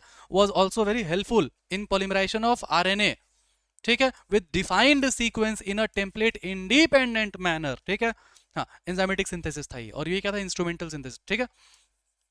फाइनली चेकर बोर्ड बाद में जो कि बताएंगे अभी. और तीसरा देखो, Marshall Nirenberg cell free system of protein synthesis दिए, हेल्प किए कोड करने में, डेसिफर करने में. बुझाया बात? देख रहा है ना सब, है ना पूरा. ये चेकर बोर्ड है पूरा. आपको याद करना है क्या? नहीं याद करना है पूरा? ठीक है. हाँ, बता देंगे क्या क्या याद करना है. चलो आओ. What are the salient feature of genetic code? Salient feature है जेनेटिक कोड का, क्या है? ध्यान देना. एग्जैक्ट एनसीईआरटी में छपा हुआ है, समझाएंगे करके आपको लिखना पड़ेगा अभी पॉज करके. कसम खाओ, अभी लिखोगे पॉज करके बता रहे हो, ऐसा श्राप देंगे ना तेरे को, ये आईब्रो झड़ जाएगा. सब बता दे रहे हैं. लड़की लोग पेंसिल लगाती है, या लड़का लोग आईब्रो झड़ेगा, सोचो क्या घटिया दिखेगा. पेंसिल लगाते रहना फिर. अभी ये समझाएंगे अभी पूरा, है ना. ये क्या? Salient feature of genetic code है, लिखना पड़ेगा पूरा. अभी लिख. शराब दे देंगे ना, ओम भट्ट स्वाहा, आईब्रो झड़ जाएगा बता दे, अगर तू नहीं लिखेगा ये वाला तो. अभी लिख. पहले समझाते सुनो. सेलिएंट फीचर क्या? तो फीचर ऑफ जेनेटिक कोड ये है, फीचर ऑफ जेनेटिक कोड ये है, सुनना, ध्यान सुनना. फीचर ऑफ जेनेटिक कोड लिखना मत अभी, वहां लिखा ये वाला, मतलब समझा रहे हैं, ये वाला उसको समझा रहे हैं. सुनो, नहीं तो बोलेगा देख देख के समझा रहा मास्टर. सुनो. एक होता है स्टार्ट कोडोन, कोडोन को जेनेटिक कोड भी कहते हैं। स्टार्ट कोडोन मतलब क्या? स्टार्ट कोडोन हम लोग बोलते हैं एयूजी को, मतलब एयूजी ही स्टार्ट करता है सबसे पहले आकर के। अरे सुन रे, ये मान लो कि एमआरएनए है, एमआरएनए में मान लो कि यहाँ पर है एयूजी, यहाँ पर यू यू यू, यहाँ पर सी यू जी, यहाँ पर कुछ भी है ना, ऐसे ऐसे कुछ भी लगा हुआ है, यहाँ पर कोई कोड, यहाँ कोई कोड। तो बताओ ट्रांसलेशन कहाँ से स्टार्ट होगा? ट्रांसलेशन कहाँ से स्टार्ट होगा? ट्रांसलेशन वहीं से स्टार्ट होगा जहां पर एयूजी लगा हुआ है। समझे बात को? अगर यहाँ एमआरएनए का सीक्वेंस है पूरा, जेनेटिक कोड अलग अलग, तो ट्रांसलेशन यहीं से स्टार्ट होगा। इसको हम लोग बोलते हैं क्या? इसको हम लोग बोलते हैं स्टार्ट कोडोन। स्टार्ट कोडोन क्या है? एयूजी है। एयूजी का डुअल पर्पस है, एक है इनिशिएट करना और दूसरा है कि इसका खुद का अपना अमीनो एसिड बनाना, जिसको हम लोग बोलते हैं मिथ्योनिन। ठीक है, वेरी गुड। और दूसरा कहीं तो जाकर के स्टॉप होगा ना, ट्रांसलेशन कहीं तो जाकर स्टॉप होगा ना। एमआरएनए का चेन है, इस जगह से स्टार्ट हुआ, स्टार्ट कोडोन से, कहीं तो स्टॉप होगा ना, जहां पर कुछ कुछ स्पेशल टाइप का कोडोन लगा होता है, जहां पर स्टॉप होगा, उसको हम लोग बोलते हैं क्या? Stop codon. या फिर इसको बोलते हैं क्या? इसको हम लोग बोलते हैं नॉनसेंस कोडोन। या फिर इसको बोलते हैं क्या? इसको बोलते हैं, एक और नाम बोलते थे, स्टॉप कोडोन, नॉनसेंस कोडोन, एक और नाम बोलते हैं, हम भूल रहे हैं, बता देंगे अभी। ठीक है, हाँ, इनहिबिटर या ऐसा ही कुछ बोलते हैं, ठीक, बता देंगे। सुनो, तो ये दो चीज हो गया। अब दूसरा बात सुनो एकदम ध्यान से, ठीक है। जेनेटिक कोड को जो है ना, जेनेटिक कोड को लगातार पढ़ना है, लगातार पढ़ना है। ये नहीं कि यहाँ पर पढ़ा फिर यहाँ पर गैप कर दिया, है ना। मतलब जेनेटिक कोड जब लिखाता है ना, जेनेटिक कोड, तो वो कोई पंचुएशन में नहीं लिखाता है, कोई पंचुएशन, कोई वो में नहीं लिखाता है, ठीक है, लगातार लिखाता है। समझ बात को? इन कॉन्टाजियस फैशन, ये समझा देते हैं ना, मैं एक एक करके, टाइम वेस्ट हो रहा है इसमें। देखो और सुनो, कितना प्रूफ करें, साबित करें अपने आप को? बताओ कि मास्टर को याद है तेरा? बताओ, मास्टर देख देख करके नहीं पढ़ाता है। एक वक्त के बाद आपको ट्रस्ट करना पड़ता है, समझे बात को? वो होता है ना कि रिश्ता में हमेशा आप चेक नहीं कर सकते, उस फोन चेक नहीं कर सकते। फोन चेक कर लोगे, सब कुछ फोन से डिलीट हो जाता है। जीमेल पर जीमेल चेक करेगा? बताओ। एक वक्त के बाद रिश्ता में जो है ना, ट्रस्ट बहुत ज़रूरी है। आपको ब्लाइंड ट्रस्ट आपको करना पड़ता है, ठीक है। आप ट्रस्ट करो मेरे पे कि मेरा मास्टर बढ़िया पढ़ाता है। मुझे बात को सुनाओ, सिलेंट फीचर क्या है? ध्यान देना, कहाँ लिखे, हाँ, AUG देखो है, AUG हैज डुअल फंक्शंस, ठीक है, जो कि कोड करता है मिथ्योनिन के लिए भी, और वो एक्ट करता है एज अ स्टार्ट कोडोन या फिर इनिशिएटर कोडोन। इसको ये क्वेश्चन भी आया हुआ है, ठीक है। Start start codon, start codon, ठीक है, हाँ। और ये देखो है, हाँ, ये टर्मिनेटर वर्ड हम बोल रहे थे, भूल रहे थे हम, ठीक है। UAA, UAG, UGA, ये सब क्या है? स्टॉप कोडोन है ना, स्टॉप कोडोन है, या फिर क्या है? टर्मिनेटर कोडोन है, या फिर इसी को हम लोग क्या बोलते हैं? नॉन सेंस कोडोन बोलते हैं। ये आया हुआ है, ठीक है, हाँ। कोई दिक्कत है इसमें? नहीं है कोई भी दिक्कत, है ना, यहाँ तक क्लियर है। और देखो ये वाला बात देखो, लिखा हुआ है codons are read in mRNA in a contagious fashion, there are no any punctuation. मतलब कोडोन लिखा रहेगा पूरा ऐसे लिखा रहता है, देखो ऐसे लिखा रहता है ऐसे, AUG UUUC UG ऐसे। वो तो हम लोग थोड़ा वो करने के लिए ना, हम लोग ट्रिपलेट को साथ में लिखते हैं ताकि हम लोग पढ़ पाए अच्छे से। रियली में ऐसे होता है, ये नहीं कि यहाँ पर गैप हो गया बहुत, इसको बोलते हैं नो पंचुएशन, कॉन्टाजियस फैशन में लिखा हो ना, ठीक है। कोई दिक्कत है इसमें? नहीं है। अब सुनो एकदम ध्यान से मेरा बात, ठीक है, एकदम ध्यान से सुनना, सुनना, ठीक है। टोटल जो जेनेटिक कोड है वो कितना बना था? 64 बना, ठीक है। उसमें से जो 3 था वो क्या था? 3 क्या था? स्टॉप कोडोन था, है ना। तो बच गया कितना? 61, 61 कोडोन है ना। इसको लिखना मत, that codes for amino acid. कोई दिक्कत है इसमें? नहीं है ना, कोई दिक्कत नहीं है। लेकिन लेकिन टोटल जो अमीनो एसिड है जो कि बनना था वो कितना था? 20। मतलब टोटल जो जेनेटिक कोड है वो कितना है? 61, ठीक है। और जो जेनेटिक टोटल जेनेटिक कोड कितना है? 61, और अमीनो एसिड कितना बनाना है? 20। अब ध्यान देना, इसको एक कहानी समझना, ठीक है, एकदम प्यार समझना, प्लीज प्लीज प्यार से समझो। एक रूम है, रूम नंबर 1, ठीक है, जिसमें 61 आदमी लोग है। कौन है? लिखना मत सब। 61 आदमी लोग है, और एक तो है दूसरा रूम 2 है, ठीक है, रूम 2 है। इसमें कितना आदमी लोग है? इसमें सिर्फ 20 आदमी लोग है ना। ध्यान से सुनना, मार देंगे अभी, दे चप्पल, सुन। 61 आदमी लोग, मेरा क्लास भी अभी एकदम उड़ के जाना पड़ेगा मेरे को, उड़ के मतलब समझते हो? सुनो, 61 क्या है? आदमी लोग है, ठीक है। अब ये जो 61 आदमी लोग है, 61 आदमी लोग है, ये 61 आदमी लोग किसी को थप्पड़ मारना चाहता है। ध्यान से सुना कहानी। 61 आदमी लोग किसी को थप्पड़ मारना चाहता है। मैंडेटरी, हमको मारने का मन है, हम मार भी करेंगे हम किसी को थप्पड़, ठीक है, वेरी गुड। और थप्पड़ खाने वाला आदमी लोग कितना है? सिर्फ 20 आदमी है, ठीक है। थप्पड़ मारने वाला आदमी लोग कितना है? जो थप्पड़ मारना चाहता है किसी को, 61 है ना। ये एक रूम में। दूसरा रूम में आदमी लोग जो थप्पड़ खाएगा, कितना आदमी लोग थप्पड़ खाने वाला? 20 है सिर्फ। कितना है? 20। अब मान लो कि एक एक करके 64 आदमी लोग अगर थप्पड़ अगर मारने लगेगा, है ना, ध्यान देना, 61 आदमी लोग एक एक करके अगर इस आदमी लोग को थप्पड़ अगर मारने लगेगा तो 20 तक जाते जाते खत्म हो जाएगा ना आदमी लोग। सब आदमी लोग थप्पड़ खा चुका होगा ना, थप्पड़ खा चुका आदमी लोग, है ना। यहां भी 20 आदमी लोग थप्पड़ मार चुका, यहां भी 20 लोग थप्पड़ खा चुका। तो अब जब 21, 22 से लेकर के 61 आदमी लोग जब थप्पड़ जब मारना शुरू, क्योंकि ये सब लोग थप्पड़ मारेगा ही मारेगा, और खाने वाला कितना आदमी लोग? 20। तो 20 के बाद, ध्यान, सॉरी, 20 के बाद जो आदमी लोग थप्पड़ मारेगा, है ना, तो इसका मतलब ये हुआ कि उसमें बहुत सारा आदमी लोग ऐसा होगा जो कि एक से ज्यादा आदमी लोग के द्वारा थप्पड़ खाएगा। सिंपल कंसेप्ट नंबर 1 क्या है? 61 आदमी लोग है जो कि किसी न किसी को थप्पड़ मारना चाहता है, मारना चाहता ही है, ओके। थप्पड़ खाने वाला आदमी लोग कितना है? 20 है सिर्फ। तो ये बात जरूरी है कि इसमें से बहुत सारा आदमी ऐसा होगा जो कि एक से ज्यादा आदमी के द्वारा थप्पड़ खाएगा। कोई दिक्कत है? कोई दिक्कत नहीं है। अब ये जो 61 जो बनाए थे, 61 जो बनाए थे, ये क्या था? कोडोन था, जिसको क्या बोलते हो? जेनेटिक कोड बोलते हो, है ना। जो कि क्या करता है? कोड्स फॉर अमीनो एसिड, है ना। समझे बात को? तो ये 61 जो जेनेटिक कोड है, ये कोड करता है अमीनो एसिड के लिए। और अमीनो एसिड जो कोड होना है, जितना अमीनो एसिड बनना है, वो कितना है? 20 है। लेकिन ये सभी लोग अमीनो एसिड बनाना चाहता है, ये सभी लोग अमीनो एसिड बनाना चाहता है। अमीनो एसिड बनने वाला कितना है? 20। तो इसका मतलब हुआ कि बहुत सारा अमीनो एसिड ऐसा होगा जो कि एक से ज्यादा जेनेटिक कोड के द्वारा कोड हुआ होगा या बना होगा। कोई दिक्कत है बात को? इसी प्रॉपर्टी को बोलते हैं क्या? डीजेनरेट। क्या बोलते हैं? डीजेनरेट। अब देखो कितना टफ लैंग्वेज में लिखता है ना, भूल जाएगा तो इसलिए कहानी बताया। देखो सुनो, some of the amino acid are coded by more than one codon, है ना, hence the code is degenerate। इस प्रॉपर्टी को बोलते हैं क्या? degenerate। ये बहुत इंपॉर्टेंट है, बहुत बार भूलेगा तो लोग, और बहुत बार पूछा हुआ है नीट में। थोड़ा एफर्ट समझा करो यार। दिख रहा है ना कि ये कर दें हम, एक बटन होता है वो उससे क्लियर हो जाता है, कभी कभी ये ब्लर होने लगता है, और हम हिलते भी हैं तो फोकस शिफ्ट होता है, ऐसा हमको लगता है कि दिख रहा है कि नहीं दिख रहा है, क्योंकि उतना टाइम नहीं कि हम फिर से रिकॉर्ड कर पाए इसको। क्लियर है सब कुछ यहाँ तक? हाँ, ये हो गया, ठीक है। अब देखो ये भी हो गया ना, समझाती है बातों बातों में कि कोडोन जो है ट्रिपलेट होता है। 61 codon code for amino acid, 3 of codon not code for amino acid, इसीलिए उसको बोलते हैं स्टॉप कोडोन, ठीक है।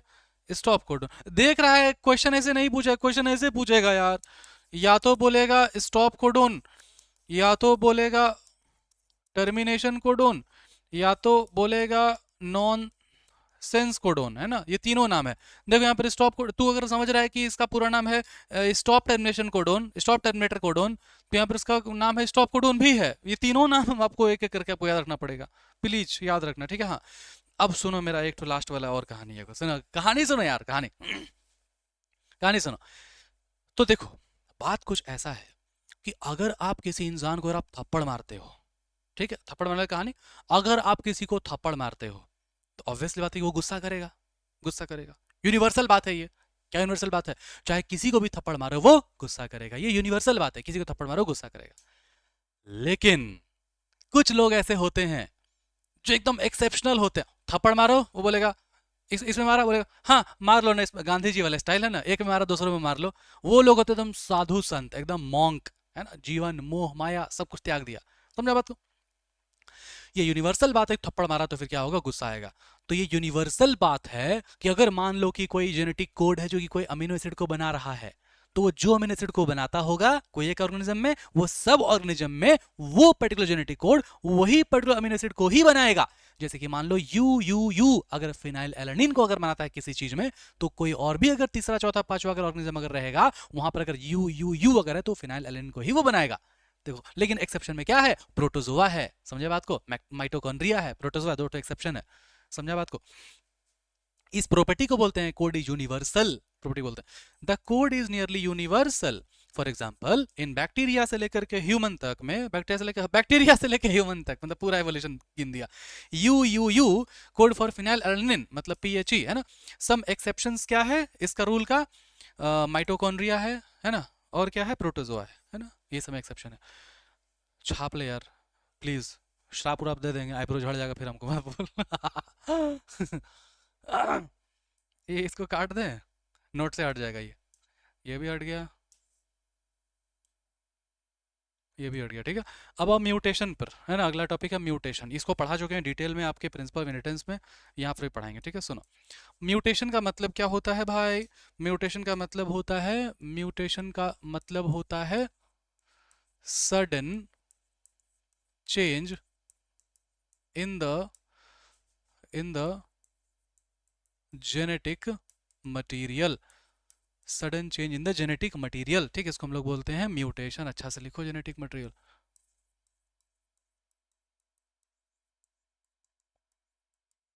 Sudden change in the genetic material, ठीक है।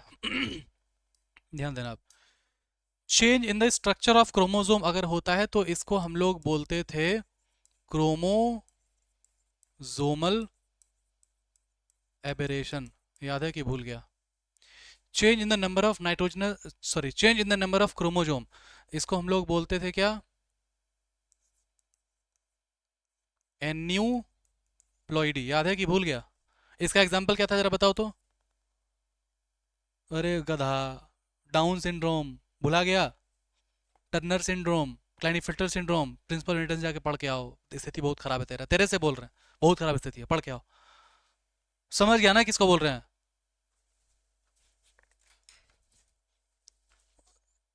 अभी लेक्चर बंद कर, प्रिंसिपल इनहेरिटेंस पढ़ के आओ, इंपॉर्टेंट है, 4 क्वेश्चन आता है नीट से।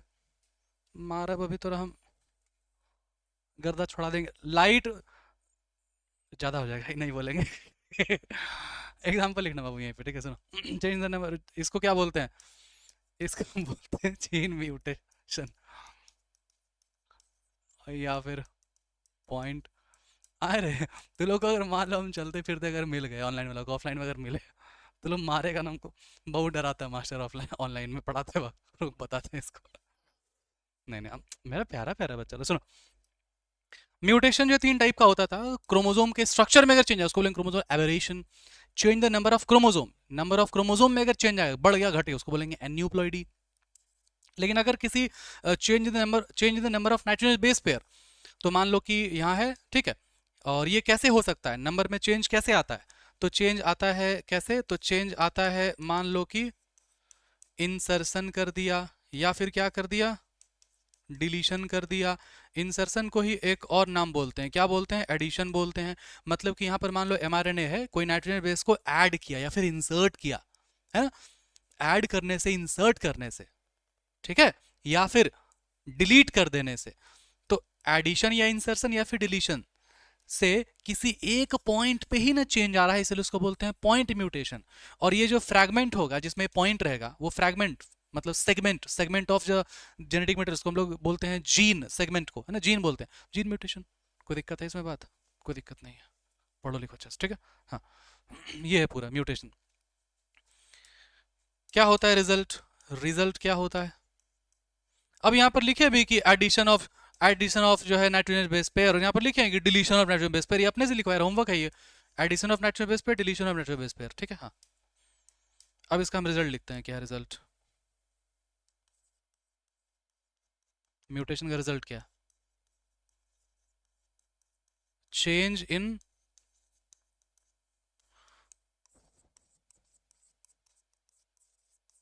जेनेटिक कोड, उससे क्या होगा, चेंज इन फिनोटाइप। कोई दिक्कत है यहाँ पर, नहीं है ना। अरे अगर मान लो कि इसका नाइट्रोजनस बेस को ही अगर चेंज कर दिया, ऐड करके, इंसर्ट कर, डिलीट करके, तो जेनेटिक कोड जो पहले रीड होता है ट्रिपलेट, वो बदल गया होगा, जेनेटिक कोड का ट्रिपलेट अगर बदल गया तो फिर जिससे पहले जो ट्रिपलेट से अमीनो एसिड बनता, अब ट्रिपलेट चेंज हो गया ना, तो फिर अमीनो एसिड भी बदल जाएगा। और ये अमीनो एसिड इंपॉर्टेंट है किसी भी कैरेक्टर के लिए, मतलब फिनोटाइप के लिए। ठीक है, सिंपल सिंपल चीज़ है यार। ठीक है, हाँ आगे बढ़े, आगे बढ़े, हो गया हो गया हो गया। हम्म, इसका आंसर दो तो थोड़ा सा पॉज करके, अभी पॉज करके दो तुरंत, अभी अभी अभी पॉज करके दो, अभी अभी अभी पॉज करके दो। नहीं ना देगा पॉज करके, हमको पता है तो लोग सब चीटर लोग हैं, चीटर कॉक लोग हैं, तो लोग धोखा देता है हमको, जैसे वो हमको धोखा दे दी। नहीं ना सॉल्व किया, कोई बात नहीं, हम लड़के हैं जनाब, हमारे साथ ऐसा ही होता है, धोखा देता है तो लोग खाली। क्वेश्चन कहता है, क्वेश्चन कहता है कि आपको म्यूटेशन करना है। क्या म्यूटेशन करना है आपको? पॉइंट म्यूटेशन आपको करना है, समझे बात को। और ये जो पॉइंट म्यूटेशन आपको करना है, मतलब कि या तो आपको एडिशन करना है जिसको आप इंसर्शन भी कहते हो, या तो आपको डिलीशन करना है। ठीक है, बोले हाँ। सुनो ना मेरा बात, थोड़ा सा सुनो मेरा बात, सुनो।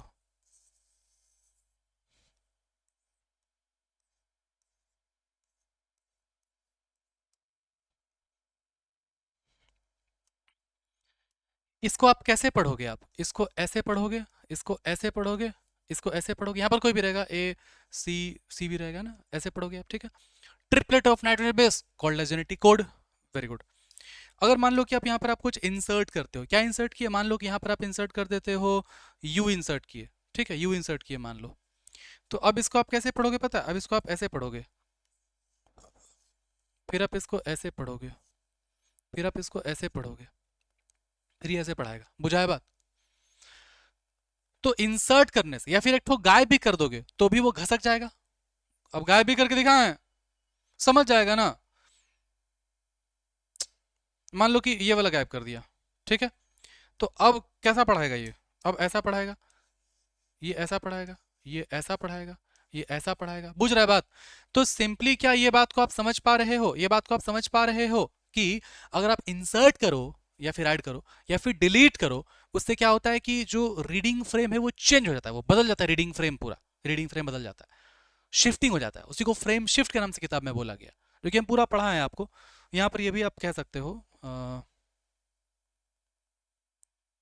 कह सकते हो इन दोनों को ऐसे,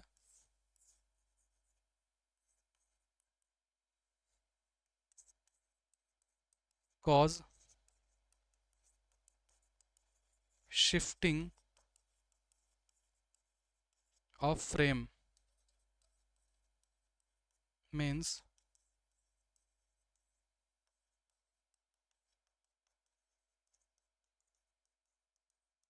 इन दोनों से क्या हो रहा है? शिफ्टिंग ऑफ फ्रेम हो जाता है, इसीलिए इसको हम लोग फ्रेम शिफ्ट म्यूटेशन भी कह सकते हैं। मतलब जीन म्यूटेशन, पॉइंट म्यूटेशन को भी आप फ्रेम शिफ्ट म्यूटेशन कह सकते हो, क्योंकि इनसे क्या होता है? शिफ्टिंग ऑफ फ्रेम हो जाता है, जिसके अंदर एग्जांपल क्या आता है? एडिशन, इंसर्शन या फिर डिलीशन आता है। कोई दिक्कत इसमें नहीं है। अब सुनो ध्यान से। तो क्वेश्चन ये कहता है, क्वेश्चन ये कहता है कि अगर मान लो कि ये है पूरा, ठीक है, कह रहा है कि आपको जो है पॉइंट म्यूटेशन करना है, मतलब क्या? एडिशन या इंसर्शन या फिर डिलीशन आपको करना है। और उसमें क्या होता है कि जहां पर आप मान लो, यहां पर आप मान लो कोई चीज आप अगर ऐड किए, तो सिर्फ इसी में चेंज आना चाहिए, नहीं कि पूरा रीडिंग फ्रेम ही घसक गया। क्वेश्चन क्या कर रहा है सुनो, पूरा रीडिंग फ्रेम बदल गया था ना, पूरा खिसक गया था ना रीडिंग फ्रेम। जब रीडिंग फ्रेम जब खिसक गया, रीडिंग फ्रेम जब खिसक गया, तो इसका मतलब ये हुआ कि पहले जो रीडिंग फ्रेम था, जो कि आपका अमीनो एसिड जो बना रहा था, ध्यान सुनो, ये ऐसे है, मान लो कि ये ऐसे, ये ऐसे, ये ऐसे, ये ऐसे, ये मान लो कि ये गायब कर दिए, गायब कर दिए, तो अब ये वाला ऐसे और ये वाला ऐसे, ये वाला गायब हो गया है ना, डिलीट कर दिए, फिर ये वाला ऐसे, ये वाला ऐसे, है ना, यहां पर कोई और आ जाएगा, ठीक है। तो ये वाला जो अमीनो एसिड बनाएगा, ठीक है, ध्यान दो, हाँ, ये वाला जो अमीनो एसिड बनाएगा, ये वाला जो बनाएगा, ये वाला जो बनाएगा, तो अब ये तीनों मिलकर के ये अमीनो एसिड बना रहा है, लेकिन अब तो कोड बदल गया ना, ये आ गया ना, तो फिर ये जो अमीनो एसिड बनाता है वो ये थोड़ी बनाएगा, चेंज हो जाएगा पूरा। ठीक है, तो क्वेश्चन ये कहता है कि आपको इंसर्शन या फिर डिलीशन या फिर एडिशन आपको करना है, मतलब आपको जीन म्यूटेशन, पॉइंट म्यूटेशन आपको करना है। और ऐसा नहीं हो कि यहां से लेके पूरा रीडिंग फ्रेम ही बदल जाए, जिस पॉइंट पे आप करोगे सिर्फ वही वाला पॉइंट बदले, बाकी आपका गड़बड़ नहीं हो। तो उसके लिए आप क्या करोगे? तो उसके लिए आप क्या करोगे कि मान लो कि आप triplet of nitrogen base, triplet, मान लो कि ये तीन को बदल दिया पूरा, या फिर मान लो कि ये तीन को बदल दिया, U U U sorry U U G है ना, इसको बदल दिया, क्या इसको जी यू जी लिख दिया, तो ये पूरा रीडिंग फ्रेम ही बदल गया, यहीं पर सिर्फ ऐसे आ गया अमीनो एसिड, है ना। ये बदला नहीं बदला, मतलब या तो ट्रिपलेट या तो मल्टीपल ऑफ ट्रिपलेट को अगर बदलोगे तो फिर क्या होगा, जहां पर बदला सिर्फ वहीं पर चेंज हुआ अमीनो एसिड, पूरा रीडिंग फ्रेम खिसका नहीं, है ना। Insertion and deletion of three or its multiple codons will cause the reading frame remains unaltered from that point onwards। ये एनसीईआरटी का लाइन है, बॉट ऑफ लाइन है, इसको हम अपने भाषा में आपको समझा दिए अभी, कोई दिक्कत है इसमें नहीं, है ना।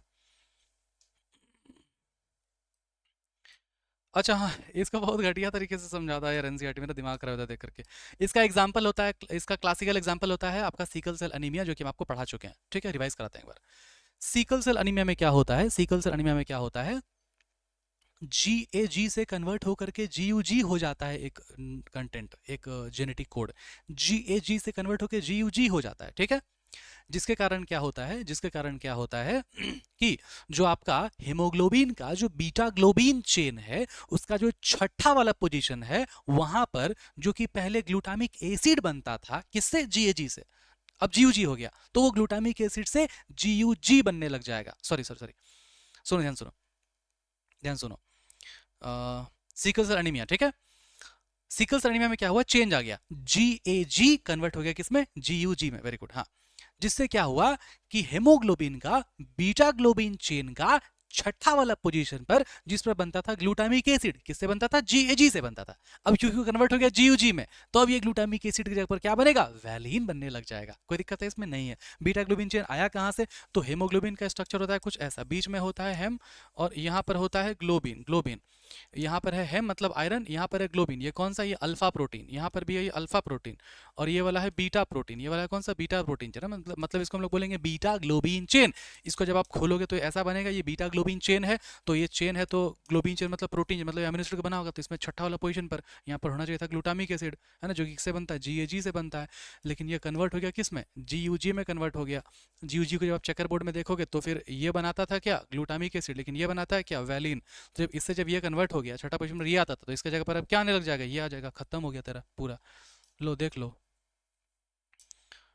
है ना।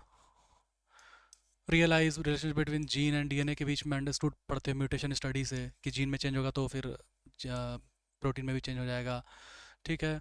5 में आप पढ़ते हो बहुत डिटेल में, लार्ज डिलीशन रीअरेंजमेंट, है ना, इजी होता है, लॉस ऑफ गेन, ठीक है। Effect of point mutation explain हुआ, क्लासिकल एग्जांपल है किसका, पॉइंट म्यूटेशन का, सिंगल बेस में चेंज होता है बीटा ग्लोबिन चेन में, ठीक है, जो रिजल्ट होता है change in amino acid residue, glutamate को वैलिन भी बोलते हैं, ग्लूटामिक एसिड को ग्लूटामेट भी बोलते हैं, पायरुविक एसिड को पायरुवेट भी बोलते हैं, ग्लूटामेट ग्लूटामिक एसिड एक ही बात है। ग्लूटामिक एसिड किस में कन्वर्ट हो गया, वैलिन में, वैलिन में, ग्लूटामिक एसिड किस में कन्वर्ट हो गया, वैलिन में कन्वर्ट हो गया, ठीक है, हाँ।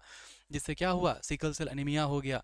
इफेक्ट क्या होता है, इंसर्शन या फिर डिलीशन होता है, स्ट्रक्चरल जीन, हाँ। Understood for following example, example बहुत घटिया है, देखो एग्जांपल में क्या कहता है तेरा। Ram has red cap, Ram has red cap, Ram has red cap. अगर मान लो कि यहाँ पर अगर एक ठो बी को अगर आप ऐड करते हो, कर दिए बी को ऐड, ठीक है, तो अब जब पढ़ाएगा ये तो कैसा पढ़ाएगा, ये ऐसा पढ़ाया, ये ऐसा पढ़ाया, और अब ये ऐसा पढ़ाएगा BRE, और अब ये DCA पढ़ाएगा, और ये पी छूट जाएगा, देखो है BRE पढ़ा है, DCA और पी छूट गया, है ना।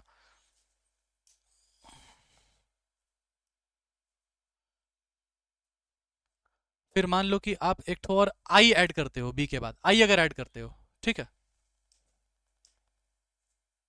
आई अगर ऐड करते हो, आई अगर ऐड करते हो यहाँ पर, ठीक है, आई अगर ऐड करते हो, यहाँ दिख रहा है ना बाबू, दिखना तो चाहिए, नहीं दिख रहा है, हरा वाला पेन, लाल वाला पेन दिखेगा। यहाँ पर मान लो कि आई आप ऐड करते हो, तो अब कैसे पढ़ाएगा, ये पढ़ाएगा, ये पढ़ाएगा, फिर ये पढ़ाएगा, है ना, BIR पढ़ाएगा, BIR पढ़ाएगा, फिर पढ़ाएगा EDC, फिर पढ़ाएगा AP, देखो है BIREDC, देखो है BIREDC, फिर अभी छूट गया। फिर मान लो यहाँ पर G अगर मान लो ऐड कर दिए, तो अब कैसे पढ़ाएगा, BIG, ठीक है, फिर RED पढ़ाएगा, देखो BIG है, RED है, फिर ये C के साथ ऐसे होगा। ये सिंपल, ये बहुत घटिया तरीके से बोला है, सिंपल आपको समझना है कि ये आपका मान लो कि कोई mRNA है, इसमें आप ऐड या फिर डिलीट या कुछ भी करो तो खिसक जाएगा, ये इसका मीनिंग है पूरा। और यहाँ पर ये बात कहता है, जो कि मेरा फेवरेट वाला बात है भैया, बहुत टाइम हो गया। The conclusion from the above exercise is very obvious. क्या कंक्लूजन है कि इंसर्शन और डिलीशन ऑफ वन और टू बेसिस से क्या होता है, change in the reading frame हो जाता है, जहां पर ये पॉइंट इंसर्ट या डिलीट हुआ है ना। समझे बात को? लेकिन अच्छा, इस म्यूटेशन को बोलते हैं फ्रेम शिफ्ट इंसर्शन या फिर डिलीशन म्यूटेशन। हम आपको अच्छे से बताएं कि फ्रेम शिफ्ट म्यूटेशन बोल सकते हैं किसको, पॉइंट म्यूटेशन को या फिर जीन म्यूटेशन को। उसमें एग्जांपल क्या क्या आता है, एडिशन और डिलीशन या फिर इंसर्शन आता है। ये ऐसे पूछेगा, ऐसे आपको याद रखना है। लाइन को याद रखो, गड़बड़ा जाओगे, लाइन रटने से नहीं होता है, ठीक है। हाँ, इंसर्शन और, ये लाइन को ध्यान रखना, इंसर्शन और डिलीशन ऑफ थ्री और इट्स मल्टीपल बेसिस, तीन या मल्टीपल बेसिस, तीन या तीन का मल्टीपल, तीन या फिर छह या फिर नौ, है ना। इंसर्शन और डिलीशन ऑफ थ्री और इट्स मल्टीपल बेसिस, इंसर्ट और डिलीट इन वन और मल्टीपल कोडोन, हेंस वन और multiple amino acid and reading frame remains. बहुत बहुत टफ लैंग्वेज लिखा यार, बहुत टफ। इसका मीनिंग समझ में इसका मीनिंग होता है कि यहाँ मान लो कि या तो तीन को हटा दिया, या फिर तीन दूना छह को हटा दिया, या फिर नौ को हटा दिया, तो जो जो हटाया सिर्फ उसी में बदलाव आया, उसके उधर या इसके इधर बदलाव नहीं है। ये उसका मीनिंग हुआ पूरा। अच्छा से 4 बार पढ़ेगा, अंग्रेजी वाले मैम से पढ़ना थोड़ा सा, ठीक है। हाँ, आओ टीआरएनए पढ़े, टीआरएनए पढ़े, टीआरएनए पढ़े। आओ सुनो, टीआरएनए पढ़ते हैं। टीआरएनए कौन देता है?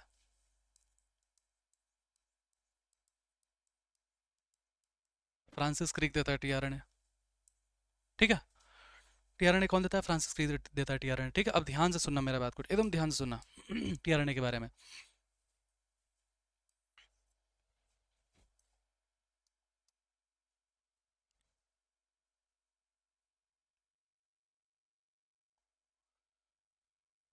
आपके पास जो बुक है अभी, उसमें चेक करो तो डायग्राम कैसा दिया हुआ है।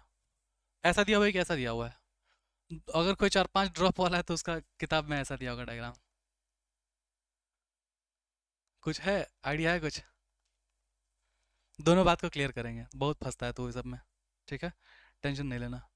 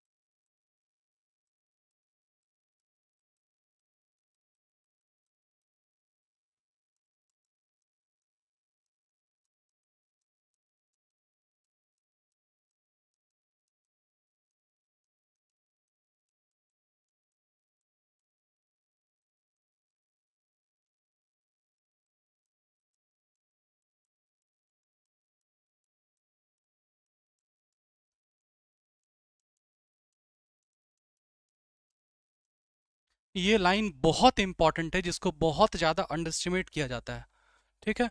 और इसको मैं अभी आपको समझाने वाला हूँ, एकदम ध्यान से सुनना, ठीक है। ध्यान से सुनना, प्लीज प्लीज प्लीज प्लीज, प्रभु प्रभु जी प्लीज ध्यान से सुनो, बहुत इंपॉर्टेंट बात बता रहे हैं। अगला जो ट्रांसलेशन में जो बात आप सीखते हो, यहाँ पर जो कि हमेशा गलत पढ़ाना पड़ता है सभी टीचर को, हमको भी गलत पढ़ाना पड़ता है बैच में, शुरू में पहले गलत पढ़ाना पड़ता है कि ये आपका एमआरएनए है, ये आपका टीआरएनए है। ये टीआरएनए जो है कैसा होता है, यहाँ पर ये जेनेटिक कोड को रीड करता है, जेनेटिक कोड को रीड करता है। और ये मान लो कि एयूजी है, तो ये जिसको रीड करेगा, चेकर बोर्ड में देखो एयूजी क्या बनाता है, मिथ्योनिन बनाता है। तो ये टीआरएनए क्या करता है, एक हाथ से अमीनो एसिड को रीड करता है, दूसरा हाथ से यहाँ पर अमीनो एसिड को अटैच करता है। ये कंसेप्ट गलत हम लोग पढ़ाते हैं हमेशा बैच में, क्योंकि इसको ऐसे ही पढ़ाना पड़ता है। फिर जब आप ट्रांसलेशन में जब आप फिर जब आप ट्रांसलेशन में जब आप घुसते हो फिर जब आप फिर जब आप ट्रांसलेशन में जब आप घुसते हो, तब जा करके आप जो है, तब मेरा ना टाइम हो रहा है एक्चुअली इंस्टीट्यूट का, ठीक है। हाँ, ये गलत पढ़ाना पड़ता है कि है ना, ये टीआरएनए है, और ये टीआरएनए क्या करता है, ये यहाँ पर जो है एक हाथ से रीड करता है अमीनो एसिड को, सॉरी रीड करता है जेनेटिक कोड को, और जो जेनेटिक कोड है मान लो एयूजी है, तो वो वाला पर्टिकुलर अमीनो एसिड यहाँ पर अटैच कर लेता है। ये गलत पढ़ाते हैं हम लोग। फिर जाकर के आप ट्रांसलेशन में आप जाकर के सीखते हो कि ऐसा चीज़ नहीं था, क्या था, तो हम ये गलत नहीं पढ़ाएंगे यहाँ पर, हम आपको सही चीज़ अभी बताते हैं, तो ध्यान से प्यार से सुनना प्रभु, है ना, सुनना अच्छे से, ठीक है, सुनो ध्यान से।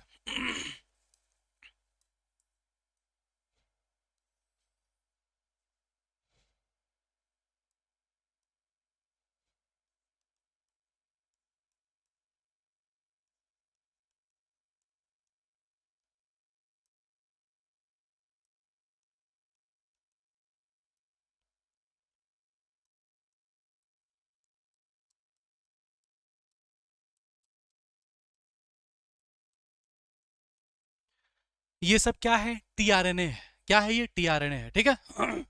अब ये टीआरएनए क्या होता है ना, ऐसे हवा में घूम, हवा में नहीं मतलब साइटोप्लाज्म में घूम रहा होता है, ये टीआरएनए साइटोप्लाज्म में से घूम रहा है, ठीक है। तो अब जो है ये टीआरएनए के पास जो है ना, यहां पर कुछ लगा हुआ होता है, इसको हम लोग बोलते हैं क्या, इसको लिखना मत, एंटीकोड्स बोलते हैं इसको, ठीक है, एंटीकोड्स, जो कि किससे चिपकेगा, किससे चिपकेगा, किससे चिपकेगा ये, जेनेटिक कोड से चिपकेगा, ठीक है, जेनेटिक कोड से चिपकेगा। यहां पर क्या लगा होता है, एंटी कोड।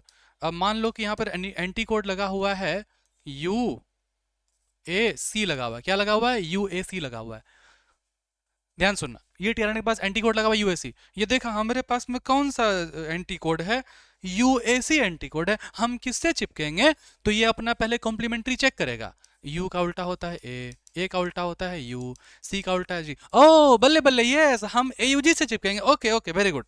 तो ये फिर खोजेगा, एयूजी तुम कहाँ हो, अरे तुम यहाँ है, रुको मैं आ रहा हूँ, अभी तुरंत आ रहा हूँ मैं, फिर यहाँ पर आके चिपक जाता है। लेकिन आते समय बोलता है, अरे रुको रुको एक मिनट रुको, मैं लेकर के आता हूँ अपना वाला, अपना वाला मतलब क्या, मतलब ये पहले देखिएगा कि मेरे पास क्या है एंटी कोड, ओ यूएसी है एंटी कोड, ओके हम किससे जाके चिपकेंगे, ये कॉम्प्लीमेंट्री अपना उल्टा करेगा, देखेगा ओह हम एयूजी से जाके चिपकेंगे, okay very good very good. थोड़ा चेकर बोर्ड में देखो तो एयूजी कौन सा अमीनो एसिड को कोड करता है, तो बोलेगा एयूजी जो है ना मिथ्योनिन नाम का अमीनो एसिड को कोड करता है, तो ये इन्वायरमेंट से कहीं से मिथ्योनिन को फट से यहाँ पर अटैच कर लेगा, क्या कर लेगा, अटैच कर लेगा, और मिथ्योनिन को अटैच करने के बाद ये यहाँ पर लेकर के आता है, ये बात बहुत इंपॉर्टेंट है, फिर सुनो, टीआरएनए पहले हवा में कहीं पर घूम रहा है, साइटोप्लाज्म में घूम रहा है, टीआरएनए के पास यहां पर आर में क्या होता है, एंटीकोड्स होता है, ये एंटीकोड्स क्या होता है, जो चिपकेगा, किससे चिपकेगा, जेनेटिक कोड से चिपकेगा। एंटीकोड क्या है, कॉम्प्लीमेंट्री है, उल्टा है किसका, जेनेटिक कोड का। तो ये है यूएसी, ये अपना उल्टा करके देखेगा कि अच्छा उल्टा करके एयूजी आता है, मतलब हम एंटी कोड जो कि आपका यूएसी है वो हम किससे चिपकेंगे, एयूजी से चिपकेंगे। एयूजी क्या फॉर्म करता है, मिथ्योनिन फॉर्म करता है, रुको हम मिथ्योनिन को पहले अटैच कर लेते हैं, लेके आ गया मिथ्योनिन को, फिर यहाँ पर लेकर के आएगा, बुझा बात को। इसीलिए आप पढ़ते हो कि टीआरएनए में ये वाला होता है अमीनो एसिड अटैचमेंट साइट, है ना, और ये होता है एंटी कोड लूप साइट, समझे बात को, ये है। अब ध्यान देखो बात को सुनो, आप पढ़ते हो, आप पढ़ते हो कि यहां पर मान लो ये एमआरएनए का है सीक्वेंस, और यहां पर मान लो अमीनो एसिड का सीक्वेंस बना। अब आपको तो क्योंकि पता चल गया ना कि कैसे बनता है, वो भी क्लैरिटी अभी पूरा नहीं है, अभी आपको क्लैरिटी देंगे, सुनो, अच्छा देते हैं क्लैरिटी, सुनो, ये एमआरएनए है, क्या होगा कि जो टीआरएनए है, ये टीआरएनए आया, ये मान लो कि जुड़ना है यहाँ पर एयूजी से, इसके पास होता है यूएसी, तो यूएसी है तो इसको मालूम है कि जुड़ना है एयूजी से, ठीक है, तो फिर ये उल्टा करके देख लेता है एयूजी जुड़ेगा, तो फिर ये क्या करता है, अमीनो एसिड यहाँ पर चिपका लेता है, फिर यहाँ पर ये लेकर के आ जाता है, ऐसे लेके आ गया, फिर दूसरा भी लेकर के आ गया ऐसे, तीसरा भी लेकर के आ गया ऐसे, है ना, ऐसे करके लेके आता है, ऐसे नहीं आता है, समझो पहले, लेकर के आता है सामने, फिर ये तीनों आपस में बॉन्ड बना लेगा, तो फिर ऐसा दिखता है, ये बन गया प्रोटीन चेन, ट्रांसलेशन बता दिया पूरा। तो सुनो मेरा बात एकदम ध्यान से, एकदम ध्यान सुनो, क्या कंसेप्ट है, फ्रांसिस क्रिक बोला कि ये जो अमीनो एसिड है ना, इसके पास अपने से कोई सीक्वेंस नहीं है, ये जो अमीनो एसिड है, रुको हाँ यहां से बताना सही रहेगा, रुको, कह रहा है कि ये जो अमीनो एसिड है ना, ये वाला अमीनो एसिड मान लो कि मिथियोनिन है, या फिर ये वाला अमीनो एसिड मान लो कि यहाँ पर फिनाइल एलानिन है जो कि यूज चिपकेगा, तो ये अमीनो एसिड के पास कोई स्पेसिफिक फीचर नहीं है ताकि ये रीड करेगा इनको, सुनो ध्यान से, ये अमीनो एसिड किससे चिपकता है, टीआरएनए से चिपकता है, कैसे चिपकता है, एंटीकोड्स इसके पास है, कौन सा एंटीकोड है, मान लो यूएसी है, इसको पता है कि हम किससे जाके चिपकने वाले हैं, एयूजी चिपकने वाले हैं, तो फिर ये यहां पर ऐसे अटैच हो जाता है कि हाँ ये मेरा वाला ही है, तो ये टीआरएनए के थ्रू आकर के यहां पर हो रहा है ना, और क्या हुआ पहले, ये आया कैसे, ये कंसेप्ट कैसे आया टीआरएनए का, कंसेप्ट ऐसे आया कि अमीनो एसिड के पास कोई भी स्ट्रक्चरल स्पेशलिटी नहीं है, ताकि वो जो है ना रीड कर पाए, किसको कर पाए रीड, एमआरएनए को रीड कर पाए, सॉरी।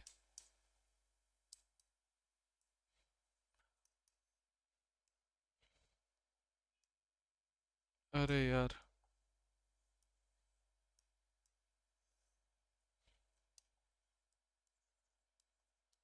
हाँ,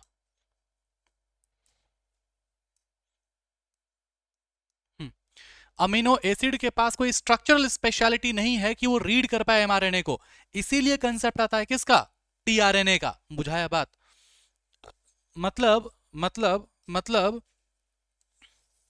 फिर से सुनना एक बार। ए यू जी है, यू यू यू है, ठीक है, घड़ी नहीं है, 15 मिनट सुनो। ए यू जी है, यू यू यू है, ठीक है। यहां पर मान लो कि कोई अमीनो एसिड है, ठीक है। तो अब बोला बोला कि ये अमीनो एसिड मान लो कि यहाँ पर क्या है, यहाँ पर मान लो मिथ्योनिन, यहाँ पर मान लो फिलालिन है। ये मिथ्योनिन यहाँ पर आना था, एयूजी के पास आना था, ये वाला यहाँ पर आना था ना। लेकिन ये अमीनो एसिड किसके थ्रू आता है, ये इसके थ्रू आता है।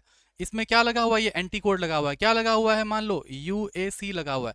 इसका उल्टा क्या होता है, ए यू जी होता है। तो ये जो है देख लेता है यहाँ पर, है ना, कि हाँ इसका यू ए सी है, मतलब इसका ए यू जी से ये चिपकने वाला है, ए यू जी मिथ्योनिन के लिए कोड करता है, तो हम ही है, चलो चिपक जाते हैं। या फिर टीआरएनए ऐसा सोचता है कि मेरे पास क्या है, यूएसी है, ओके, इसका उल्टा क्या होता है, एयूजी होता है, मतलब इसी से चिपकने वाले हैं। एयूजी क्या कोड करता है, मिथ्योनिन कोड करता है, तो चलो इसको साथ में लेकर के चलो, ऐसे काम करता है पूरा, ठीक है। तो ये अमीनो एसिड यहां पर कैसे आया, इसके थ्रू आया। क्या इसके पास कोई स्ट्रक्चरल वो है, स्पेशलिटी है, क्या इसके पास कोई स्ट्रक्चरल स्पेशलिटी है कि ये रीड कर ले, इसको नहीं रीड कर पाता, इसीलिए कॉन्सेप्ट आता है किसका, टीआरएनए का। Hence proved. अब नहीं बुझेगा तो क्या बोले हम तेरे को, अब सुनो। हम्म अब ये पूरा हुआ, एमिनो एसिड के पास कोई स्ट्रक्चर स्पेशलिटी नहीं है ताकि वो एमआरएनए को रीड कर पाए, इसीलिए वहां पर कंसेप्ट है टीआरएनए का, ठीक है। हाँ, टीआरएनए मतलब कंसेप्ट कौन दिया, फ्रांसिस क्रिक दिया, ठीक। आ जाओ, अब इसको अडेप्टर मॉलिक्यूल बोलते हैं, क्यों बोलते हैं समझो ध्यान से, because it changes the genetic information from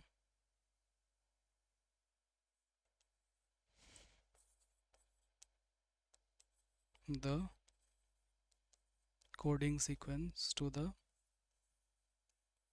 sequence of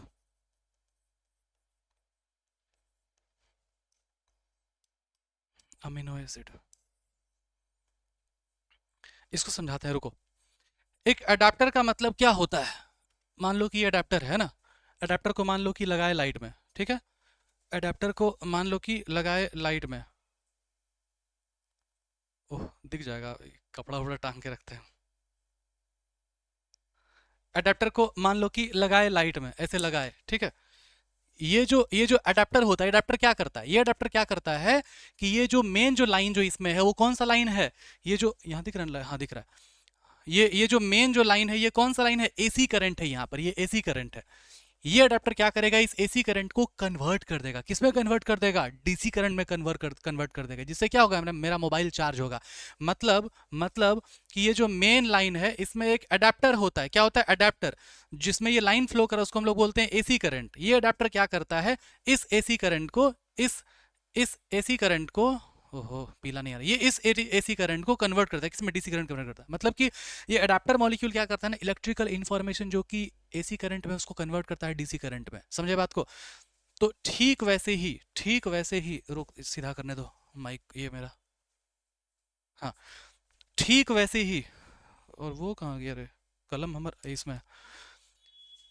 ठीक वैसे ही क्या होता है कि ये जो आपका एम आर एन ए है, एम आर एन ए में यहाँ पर लगा होता है क्या, जेनेटिक इन्फॉर्मेशन है, किसके फॉर्म में, जेनेटिक कोड्स के फॉर्म में, बेस सीक्वेंस के फॉर्म में है। तो ये जो आपका टी आर एन ए आएगा, ये टी आर एन ए क्या करता है, टी आर एन ए क्या करता है, ये जो इन्फॉर्मेशन है, ध्यान से सुनो रे, ये आपका डीएनए, डीएनए से गया एमआरएनए, एमआरएनए से गया क्या, प्रोटीन गया, है ना। तो आप बताओ कि ये जो है डीएनए, उससे एमआरएनए, उससे ये प्रोटीन, तो यहां से यहां तक का सफर तय करने में कौन हेल्प किया, ये टीआरएनए हेल्प किया। टीआरएनए हेल्प किया, टीआरएनए कैसा होता है, ऐसा होता है, टीआरएनए हेल्प किया, समझा बात को? मतलब कि टीआरएनए क्या करता है, इस अमीनो एसिड को रीड किया है और यहाँ पर अटैच किया, ऐसा हम लोग भाषा यूज करते हैं हमेशा कि इसको रीड किया, इसको अटैच किया, लेकिन रियल में क्या आपको मैंने समझाया पूरा, ठीक है? इसीलिए बोलते हैं ऐसा कि एडेप्टर मॉलिक्यूल क्या कर रहा है, ये जो जेनेटिक इन्फॉर्मेशन जो कि आपका ये कोडिंग सीक्वेंस के फॉर्म में है, उसको वो चेंज कर रहा है। किसके फॉर्म में चेंज कर रहा है? अमीनो एसिड के सीक्वेंस फॉर्म में चेंज कर रहा है। मतलब एडेप्टर मॉलिक्यूल क्या है? Because it changes the genetic information from the coding sequence to the sequence of amino acid. बुझाया बात? बुझाया बात पूरा? कोई दिक्कत इसमें नहीं है ना? हम्म, आगे बढ़े। हम्म,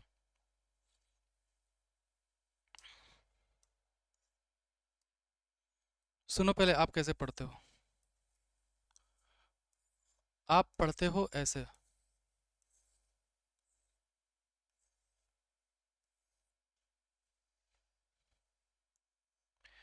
इसमें एक्स्ट्रा भी है, हम नहीं बताएंगे एक्स्ट्रा, ठीक है? क्रैश मतलब ज़रूरत नहीं है, नीट में नहीं आता है। शो ऑफ करने के लिए बताते हैं डिटेल वाला बैच। हाँ, शो ऑफ करने के लिए बताना पड़ता है, डिटेल वाला बैच में बताते हैं। सुनो ध्यान से, यहाँ पर ये जो साइट होता है इसको हम लोग क्या बोलते हैं? अमीनो एसिड अटैचमेंट साइट बोलते हैं, ठीक है? या फिर लूप भी बोलते हैं, या फिर आर्म भी बोलते हैं। दिख रहा है ना? हाँ दिख रहा है, आर्म लिखा है बाबू। ये क्या लिखा हुआ है? आर्म, ठीक है? हाँ, इसको क्या बोलते हैं? एंटी कोडोन लूप या फिर आर्म, ठीक है? ये क्या करता है?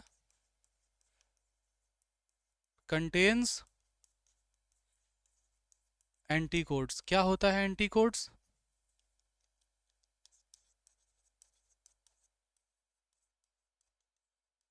Complementary to the genetic codes होता है। कोई दिक्कत इसमें नहीं है ना? ये है, मतलब ये एंटी कोड है, आपको मालूम है एंटी कोड, बता चुका पूरा। एंटी कोड है जो कि किससे चिपकेगा? एमआरएनए से वो चिपकेगा। किसको रीड करता है वो? या फिर वो रीड करता है, या फिर वो reads the genetic code of mRNA, ऐसा भी लिख सकते हो, ठीक है? हाँ,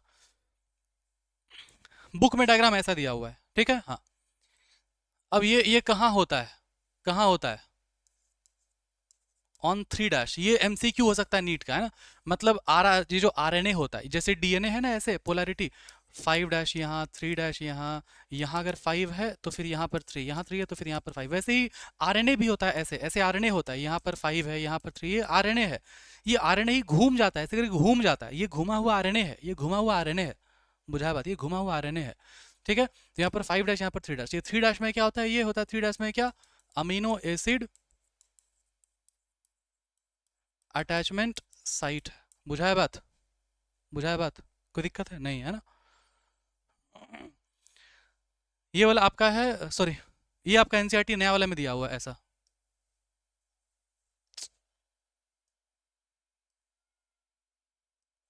नया वाला में आपका ऐसा दिया हुआ है, देखो है, 3 डैश में है, सेरीन जुड़ा हुआ है, टायरोसिन जुड़ा हुआ है, ये सब है ना? ये 5 डैश एंटी कोडोन है, ये कोडोन है। कोई दिक्कत इसमें नहीं है ना? पुराना एनसीईआरटी में से दिया होता है, इसको वेरिएबल आर्म कहते हैं, ठीक है? हाँ,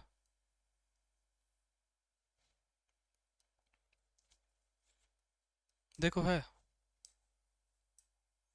from very beginning preposition of genetic code it was clear that Francis creek दिए थे, है ना? मैकेनिज्म दिए थे कि रीड होता है कोड, लिंक होता है अमीनो एसिड से। फ्रांसिस क्रिक दिए, क्या दिए? मैकेनिज्म कि कोड रीड होता है, लिंक होता है अमीनो एसिड से, वो है ना? क्योंकि अमीनो एसिड के पास कोई स्ट्रक्चरल स्पेशलिटी नहीं है कि वो रीड करेगा कोड को यूनिकली, है ना? या फिर रीड करेगा वो एमआरएनए को, ठीक है? हाँ, वो पॉस्टुलेट करते हैं प्रेजेंस ऑफ कोई एडेप्टर मॉलिक्यूल होता होगा, ठीक है? जो कि एक हाथ से क्या करेगा? रीड करेगा कोड को, दूसरा हाथ से क्या करेगा? वो बाइंड करेगा स्पेसिफिक अमीनो एसिड को। तो ये लाइन देखने से ऐसा लगता है कि ये टीआरएनए है आपका, ये इसको यहाँ पर ये रीड करेगा और यहाँ पर इसको वो अटैच करेगा, लेकिन ऐसा नहीं है। ये पहले से ही लेकर के आता है इसको, है ना? ये बात मैंने आपको अच्छे से बताया, ये लाइन का ये मिस अंडरस्टूड हो जाता है सब लोगों से, ठीक है? The T R N A then called as, हाँ ये इंपॉर्टेंट लाइन है, यहाँ से क्वेश्चन के फॉर्म में लिखना कि जब जेनेटिक कोड जब पॉस्टुलेट नहीं हुआ था, जेनेटिक कोड जब पॉस्टुलेट नहीं हुआ था, तो उससे पहले टी आर एन ए को टी आर एन ए नहीं कहते थे, इसको कहते थे एस आर एन ए, मतलब सोल्यूबल आर एन ए, ठीक है? हाँ, the T R N A then called S R N A, soluble R N A, was known before the genetic code was postulated। ठीक है, ये आपका होमवर्क है, ये आपका होमवर्क है, इसको आप लिखोगे अच्छे से। ठीक है, कोई दिक्कत है इसमें? कोई दिक्कत नहीं। ठीक है, ऐसे सोलेबल आ रहे हैं। ठीक है, हाँ।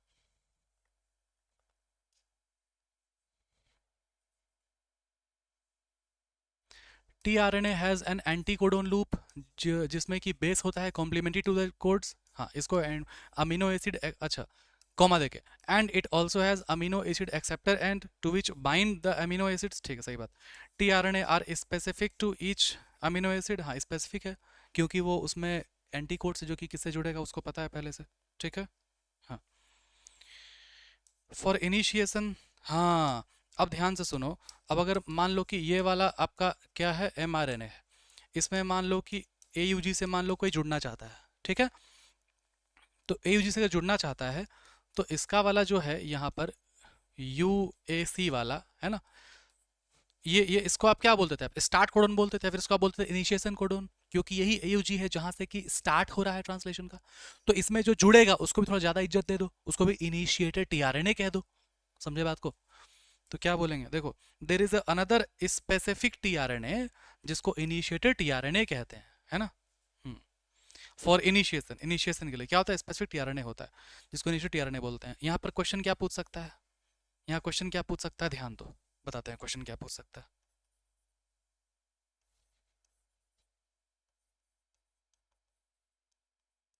Contains anticodes UAC। ठीक है, binds with genetic code AUG, produce क्या करेगा? मिथ्योनिन प्रोड्यूस करेगा। तो ये क्वेश्चन पूछ सकता है। ठीक है, कि इनिशिएटेड टीआरएनए किससे बाइंड कर, सॉरी, इनिशिएटेड टीआरएनए के पास कौन सा एंटीकोड होता है? तो यूएससी होता है। किससे बाइंड करता है? किससे बाइंड करता है? यूजीस बाइंड करता है। क्या प्रोड्यूस करता है? मिथ्योनिन प्रोड्यूस करता है। ये क्वेश्चन पूछ सकता है। ठीक है,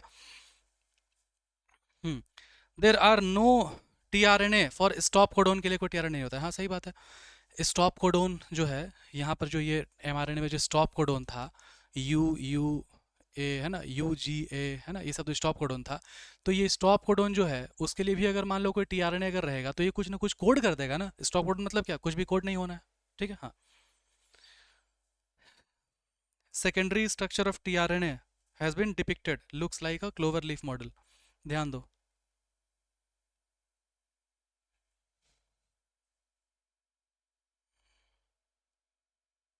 यहाँ से ये वाला क्वेश्चन एक ठो ध्यान दो। स्क्रीनशॉट ले लो, पहले लो, स्क्रीनशॉट ले लो इसका।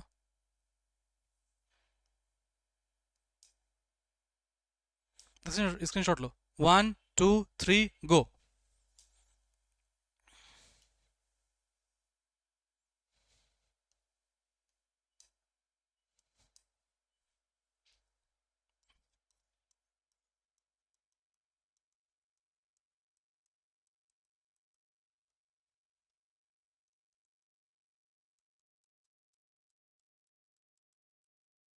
Inverted L. ठीक है,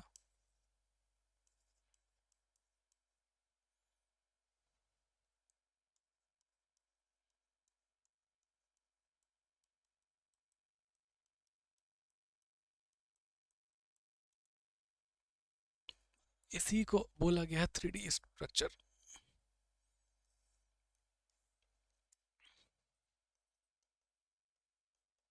सुनो क्वेश्चन क्या पूछता है। अगर क्वेश्चन में पूछा कि बताइए एक्चुअल स्ट्रक्चर क्या है या फिर 3D स्ट्रक्चर क्या है, तो क्या बोलना? Inverted L. अब हमको ये इन्वर्टेड एल तो कहीं से भी नहीं लगता है बाबू, सच बोलें तो। ये ऐसा है ना, ये ऐसा इन्वर्टेड एल।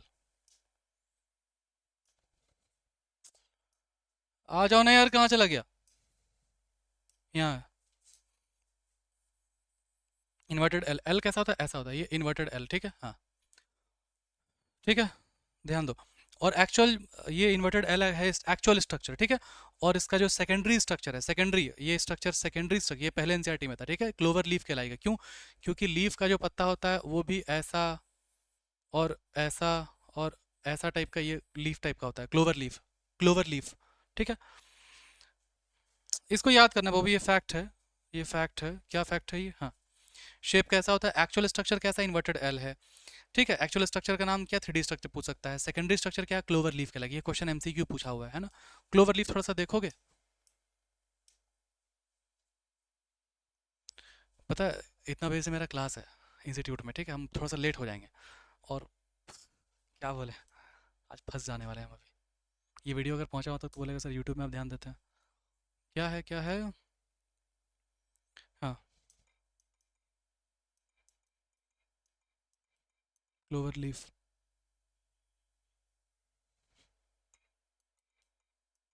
रियल, थोड़ा फील आना चाहिए ना भाई, क्लोवर लीफ होता क्या है। ये रियल इस्टेट, इतना भी ऑटो करेक्ट नहीं चाहिए भाई साहब।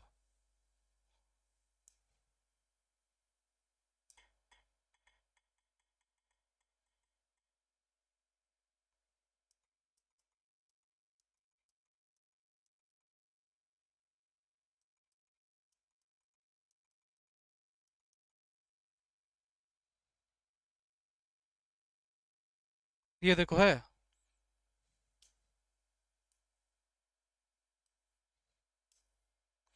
मत बोलना कि सर ये तो हमारे घर के नीचे में नाली में रहता है सर, नाली के किनारे में, मारेंगे ना भी। नाली के किनारे में रहता है, बहुत मारेंगे। इसको थोड़ा ऐसे घुमा नहीं सकते हम, टेक्नोलॉजी नहीं कर सकते हैं। इसको इमेजिन कर, थोड़ा सा ऐसे कर देगा तो ये कैसा बनेगा, ये ऐसा बनेगा, ऐसा पत्ता, ऐसा पत्ता, ऐसा पत्ता, ऐसा पत्ता बनेगा। थोड़ा सा मोटा ये भी है ना, ऐसा बनेगा। अब इसी को तेरा जो बुक है वो ऐसे लिखा है, मतलब ऐसे बनाता है, ये क्लोवर लीफ लाइक है ना, क्लोवर लीफ, बुझा बात को। इसीलिए जो एक्चुअल स्ट्रक्चर इन्वर्टेड एल है, secondary structure clover leaf like जैसा। कोई दिक्कत नहीं है यहाँ तक।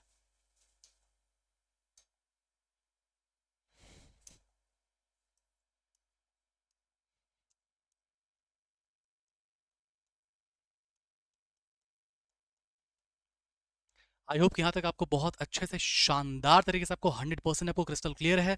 तब तक के लिए पढ़ाई करते रहें। All the very best. जय हिंद, जय Bharat, love you all, bye.